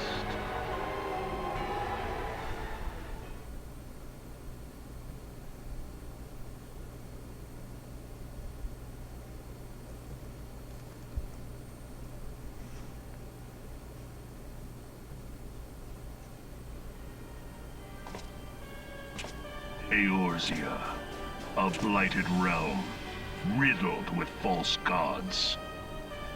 Alright, so that was a lot that happened in that little cutscene there. So basically, it just showed like a massive air and ground battle where lots of explosions. There was what looked like a giant dragon that was blowing shit up, but not Bahamut dragon, like some other dragon. And this guy that's speaking, he's, you know, the bad guy. And he's from the Empire? Garlean, I think is what it is. They'll explain it in a second. But he's got kind of like we expect bad guy armor to look like. It's big and black and red and heavy, and his face is covered up, He's got, you know, demon horns looking coming out of the side of his head, you know, from the helmet. I don't think you ever actually see this guy's face unless that little gray spot where his eyes are, maybe that's his actual part of his face. But otherwise, you don't see 1 inch of this dude's skin. It is just heavy black armor with some red cloth accents at certain points, like where the elbows are and stuff like that. So yeah, lots of black. Everything around him like is all black and metal. You know, there's red lights everywhere because, you know, you want to announce to everyone that you're the bad guys by having black and red lights everywhere. So that's these guys. Twice now it has eluded the Empire's grasp. For all the destruction it wrought, even Meteor, the great sin, failed to yield us control over it. And for this failure, the realm has sunk deeper into depravity. So it was these guys that caused that scene at the very beginning in that prologue where Bahamut came down and Meteor came down and a whole bunch of stuff got destroyed. That was all this Empire people's doing. They summoned all that. It's your typical, like, oh, you guys, I believe, do a crap job at, you know, running your empire, so we're gonna go just take it over and fix everything by putting it under Imperial control. A lot like Star Wars. Like, these guys are the Imperials, by far. It is twisted beyond all reckoning, rotten nigh to the core. Yet, it must be saved. They're not the ones wearing heavy black armor, bro. Just saying. Only Garlean rule can bring order to Eorzea. It falls to us to deliver the misguided masses from their ignorance. So, one thing I want to get clear early on, because I was under the wrong impression the whole time I played A Realm Reborn, which is this part of the game.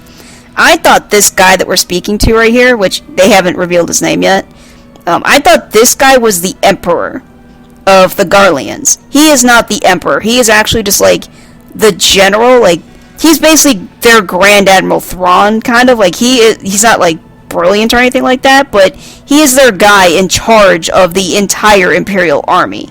So he is not the Emperor, just in case anyone thought that like I did. I thought he was the Emperor the entire time.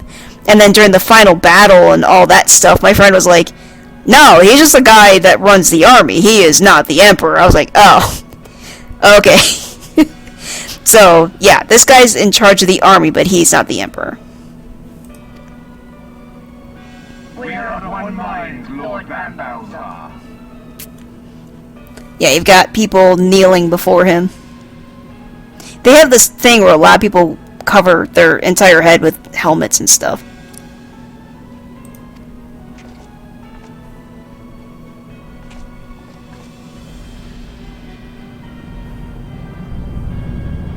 Looks into the sky and sees, I think, a dragon-looking thing being carried by some balloons. Senior engineers, please report to Magitech research following scheduled inspection. And some very thin ships fly down. I think those are ships. They're very strange ships. Everyone salutes. Is the Legatus really planning to take another tilt at Eorzea? So the way they salute, and actually is going to be a thing later on, the way they salute is when they stand up straight, they will like stomp their right foot onto the ground and then take their right arm and they'll clench a fist and they like hold it in front of their face. Not their fist will be like past. It's almost like if your elbow was kind of like right where your, I don't know, your cheek would be or something. It's almost like you're trying to make an X in front of your face, except only with your right arm. And you have to do it in a certain way and all that. It actually becomes a thing later on that you have to do. Hey, what hole have you been hiding in? We're in the midst of preparing for a new campaign, and a huge one at that.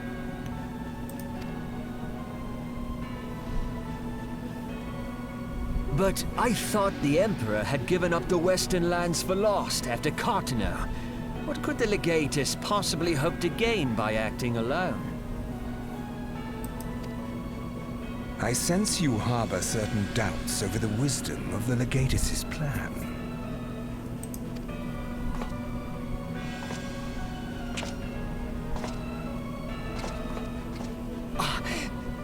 My lord! Please, call me Nero. Tell me, where were you born? Nero is also a thing. So, Nero Tol Scava. So, he's got red metal armor with gold accents. He's not elven, so he's just like a human-looking dude. He's got, looks like white, short hair, but he's not old. Like, you can tell he's not old. But he's got white hair, and looks like either white or very, very light blue eyes. It's hard to tell. And then so between his eyebrows, a little above that on his forehead, he's got what looks like a pearl. Just got, or like maybe a metal ball, just got shoved into his face right there. And so he's got some kind of like metal ball stuck in his face. Ottar, my lord. Alamigo, my lord. So these guys that are talking have heavy coats. Not like winter coats, but they look like they're made of heavy cloth. And they are black and red. And both of them have like black goggles, like you would if you were gonna like weld or something. They look like they have black goggles on. Ah, codename Hummingway, I presume. Nero crosses his arm and smiles. I don't know what you... Silence. Your denials will not change your fate. I assure you, Frumentarium sees all.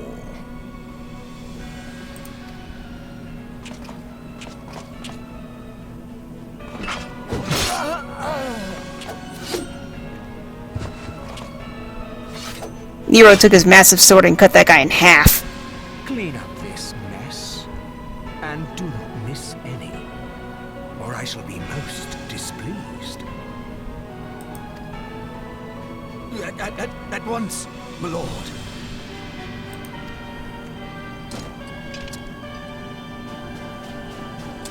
Nero puts his helmet back on. Garland, soon you will be made to know the true power of Magitech.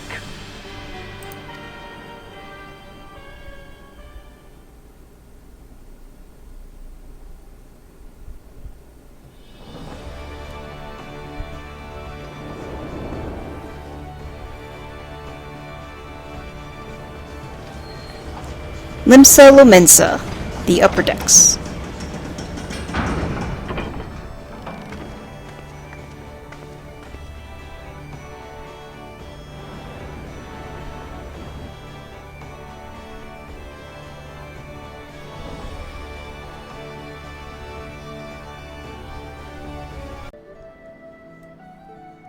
Now that we have arrived at Limsa Lominsa, that is its actual name. Let's go talk to this person, the arrival's attendant. She bows in greeting. Ah, you must be the envoy from Gridania. Welcome to Limsa Lominsa, my lady, Admiral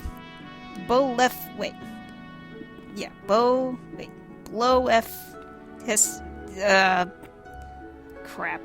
Yeah, you guys try to pronounce this. Bloefsa.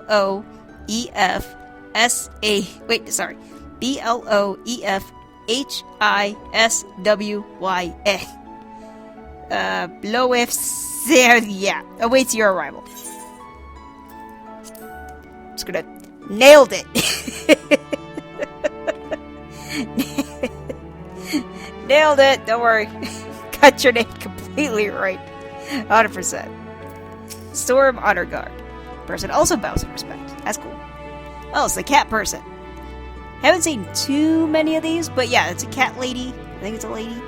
And she's got the cat ears, she's got the cat tail. She's wearing a large red, like, trench coat type dealie with a, like, giant fez hat. Because fezzes are cool. Storm Honor Guard. You are the Gridanian envoy? Welcome to Limsa Lominsa. Yeah. The Admiral has been looking forward to your arrival. Please proceed to the Crow's Lift at your earliest convenience. It will take you to Bulwark Hall. Once there, pray speak with Xanthiel. Yeah, something like that. He will be pleased to show you to the Admiral's command room on the bridge. Cool. Go to Bulwark Hall. Let's go there.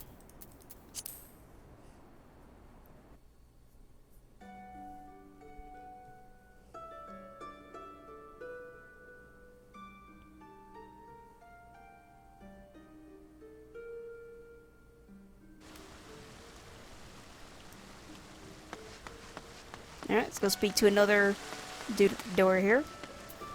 And there's a Storm Sergeant. This is like the other people in the big red trench coat, only bigger. I also think he's an orc. And orcs are like really big people. They're really, really big guys. Like big muscular dudes. Massive guys. Like my character is one of the taller races in the game, and he's taller than me. Xanthiel. Greetings, madam, and welcome to our fair city. If you would permit me to examine the seal on the missive you carry. Here's the letter. There you go. Yes, everything seems to be in order. My apologies. We cannot afford to be complacent, you understand. Please step this way.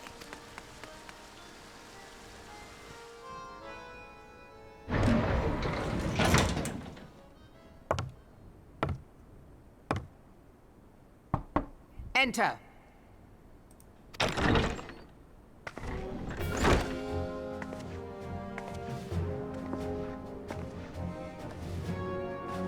I did not expect the Gridanian envoy to be an adventurer. It speaks highly of your character that the Elder Seedseer would choose an outsider to represent her nation's interests.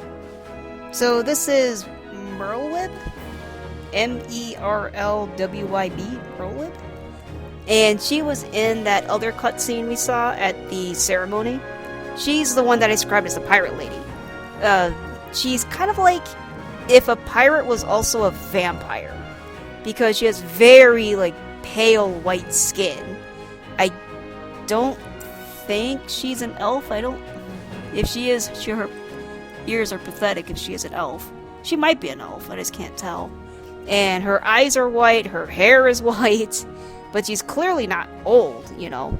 But she's got that, you know, not old white hair. And kind of like I described the other guy, where it's like, you know, if they have the shampoo commercials and the wind's blowing in their hair. And, I mean, since she's a pirate, just imagine her sailing on a ship with the wind blowing in her hair. And her hair just perpetually looks like that all the time. Her hair's, like, a little long, but it's essentially short hair. But it looks like it's always blowing in the wind, even though it's not actually moving. I mean, it's basically anime hair, so yeah, it just looks like that. And then she's got, I only get to see like the top part of her, but she's got like, you know, again, she's a pirate, so she's got basically like a black pirate outfit on. She's not wearing a hat though. It's kind of a shame, but I also like her head, so it's okay she's not wearing a hat. But yeah, she looks like a pirate. She looks like a pirate vampire. This way.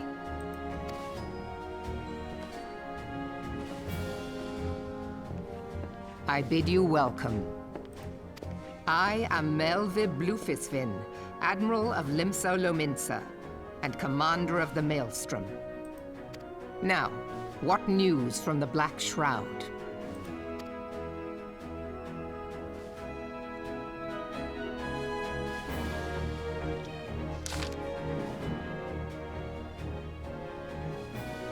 I guess she's not gonna speak anymore. Alright. A memorial service to honor the fallen.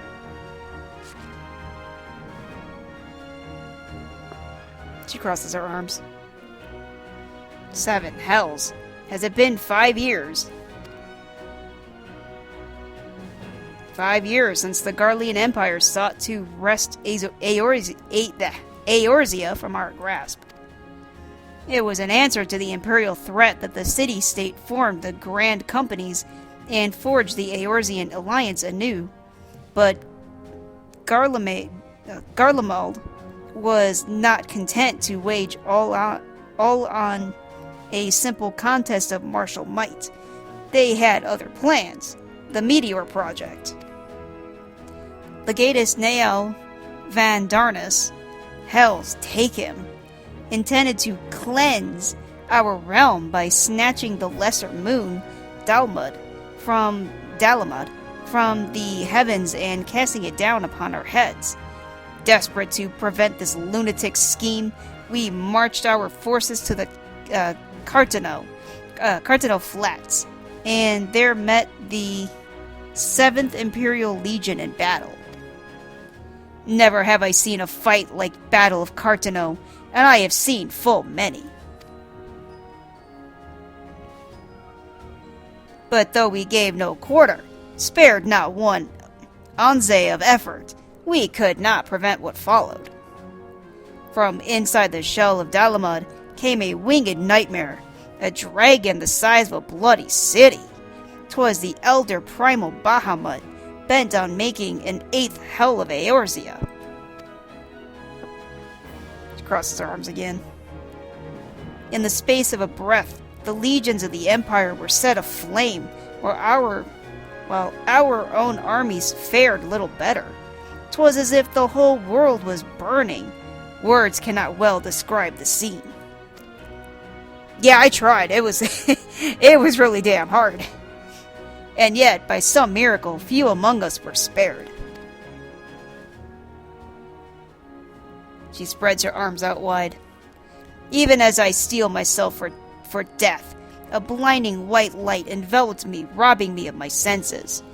That was when Louis Soir thrust up his staff in the air and engulfed the remaining army in light and teleported them away. When I regained them, the dragon was gone, and the still smoldering land was warped beyond knowing. Were Archon Louis Soir still with us, he would doubtless shed some light on these unfathomable happenings. Alas, he is not, and I fear we will want for his wisdom in the days to come. For while our nation struggled to recover from the devastation, the beastmen called forth their damned primals to torment us anew. Unless we put aside our differences and rebuild now, our foes will catch us unprepared. And I speak not only of the beastmen. Do not imagine that the Empire has forsaken its claim on Eorzea. The Imperials crowd our borders waiting to strike. Damn it all. We need champions to replace those we lost. She puts her finger to her temple with frustration. But such thoughts are worse than worthless. Time is short, and none will save us, save ourselves. It is the duty of every soul who survived the calamity to work together for the good of Eorzea, and this memorial service may be the very thing to unite us. Aye. Kane Sana has the right of it. I accept her proposal.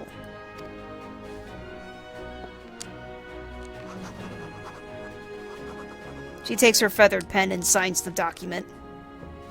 Her giant ogre assistant picks it up and puts it in his coat and salutes. This one's like your typical army salute, like we have here. And that ogre guy was green with kind of like buzz cut, I guess, white hair with white beard and mustache. Your duty is done here, adventurer. I will see to it that the Elder Seedseer receives my reply. You travel next to Ul'dah, yes? I nod. Pray give my regards to General Ruban. Oh, and tell him the wolf has been sniffing around the stables. A private jest, and one in poor taste. but I would have you tell it all the same. She smiles. Fare you well, Suicune. May the Navigator guide you on your journey. I like her. Not only does she have a cool voice and she looks cool, but she just has a cool attitude. She's just badass. I like her a lot.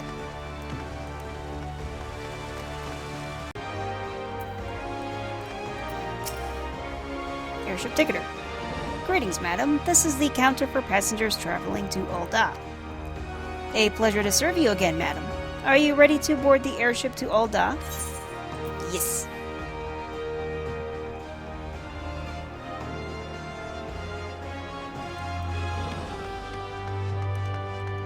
Alright, time to get on the ship.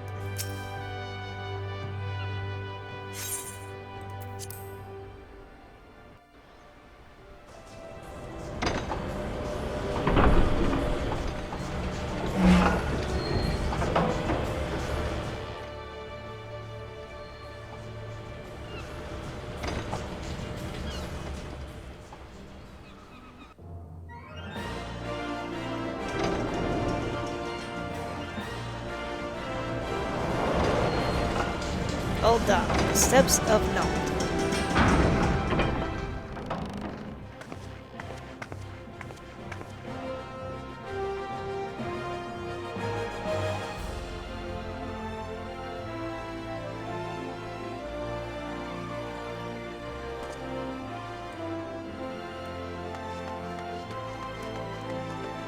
Arrivals attendant.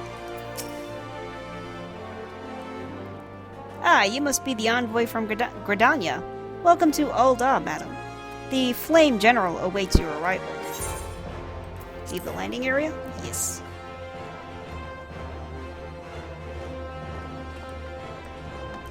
Flame Honor Guard. He bows to me. Welcome to Ul'dah, madam. We have been expecting you. Flame General Ruban will receive you in the Fragrant Chamber. Yeah, Fragrant Chamber. Please take the lift down to the Hustings String and speak with Bartholomew at the Royal Promenade.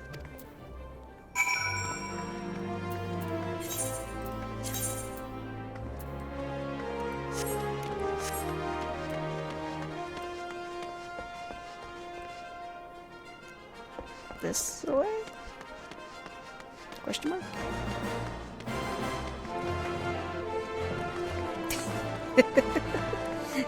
My friend's doing a goofy little dance.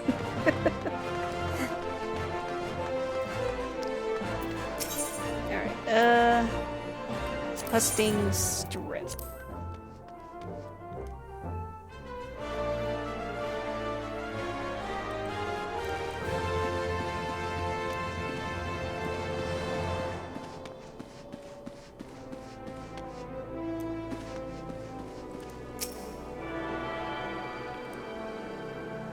Poke the teleporter.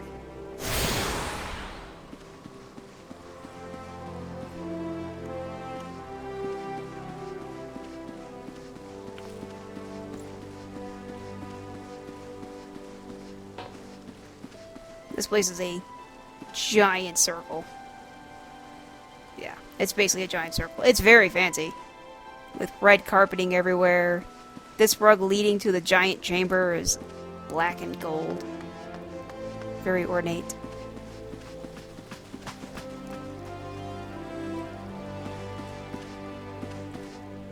They've got lanterns hanging from the ceiling, and basically just, it's kind of like a giant ornate blanket is what it's hanging from. Like a giant ornate cloth, I guess I should say. Holding on to the lantern. The railing, like the stone railing on the stairs here. It's got some ornate decorations. Oh, here's Bartholomew. He's got kind of like your typical knight armor. It's kind of, see, white and gray with blue trimmings. He's got, trying to see the length of his hair. He's got blonde hair, about shoulder length blonde hair. He's got a bit of a, what do you call it? Like a little bit of a beard, but not much of a beard. There's a name for it, I don't know what it's called. It's a little tough to beard there. Alright, Bartholomew, what you got? The Gridanian envoy, I presume. Would you be so good as to allow me to inspect the missive you bear, madam? My thanks. Here you go. Ah, yes, the seal of the Elder Seed Seer. Please proceed.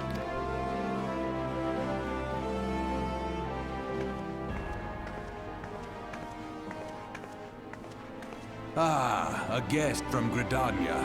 I thought I smelled leaf mold. I won't hold it against you. If you're half the warrior Carne says, 'tis a wonder you don't reek of dead Ixal. Yeah, my character just nods to that first insult. Oh, you smell of leaf mold. He's like, yeah. That's Ruban. Welcome to the Sultanate of Ul'dah. I am Rauban al-Din, General of the Immortal Flames. But you did not come all this way to trade formalities. Yeah, Ruban is basically a big black guy. And he's got scars on his face, because obviously he's, a bit, just a little bit of a warrior. So he's got scars on his face. He's got dreads. I believe they're tied in the back. And he's got your typical, giant anime shoulder pad thing on his left shoulder. It's, massive. And it's got spikes coming out of it. It's black and metal. It's huge. Not on his right shoulder. He doesn't care about if his right shoulder gets shot, but he cares a lot if his left shoulder gets shot.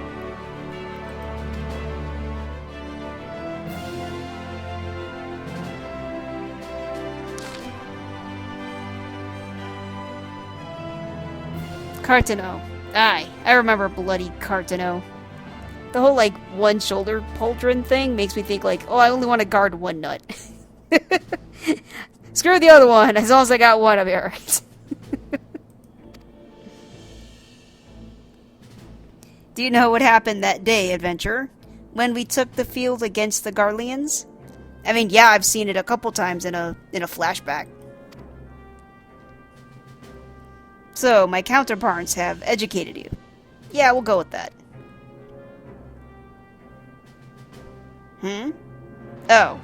Trust Merwib to make light of our wolf problem. Women always did have a black sense of humor. Wolves are bloodthirsty beasts upon which one cannot turn one's back. 'Tis only a matter of time before they bite. So it was with the Garleans 50 years ago. No sooner had they learned how to use Magitech that they began seizing territory from their neighbors. Led by then Legatus Solus Zol Galvus, jeez, that's a string of words, they swiftly brought the other nation of Ilzabard to heel. Ilzabard. And so the Legatus became an emperor and his republic an empire. An empire which then set its sights upon Eorzea. But the conquering emperor is now an old man of 80 winters. Wait, 80? Does that mean he's 40? I mean, if being 40 makes you an old man. His health is failing, and he has no clear successor. Like as not, this is why the Garleans have been quiet of late. He nods. But the 14th Imperial Legion is still entrenched within our borders. And their commander, Legatus Gaius von Balzar,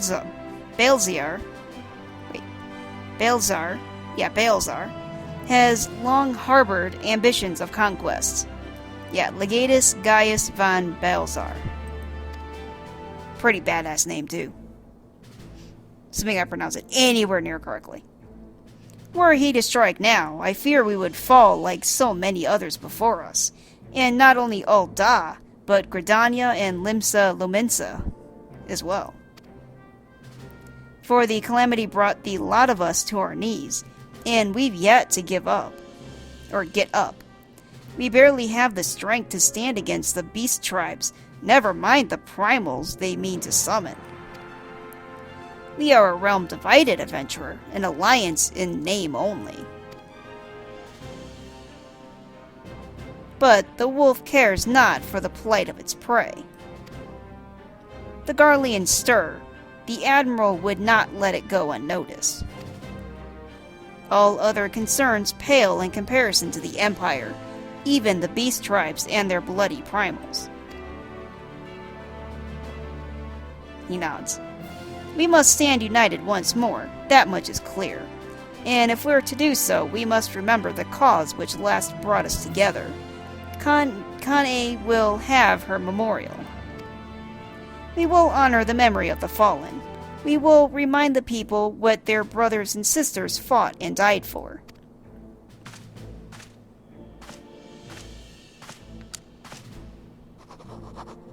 He takes his feathered pen and he signs the document. Hands it to his elf assistant, I guess. Yeah, this elf assistant, she's got glasses, she's got the pointy ears, she's got kind of like light brownish hair, and looks like dark blue eyes.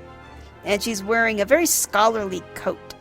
I mean, it's, I think, black with a gold trim, but it's very scholarly, look at it, big. And her name is Eline Rowley. Rowley. Something like that. Shall I inform the Sultana and the Syndicate? Raban. I will speak with her grace myself. Eline. Very good, sir.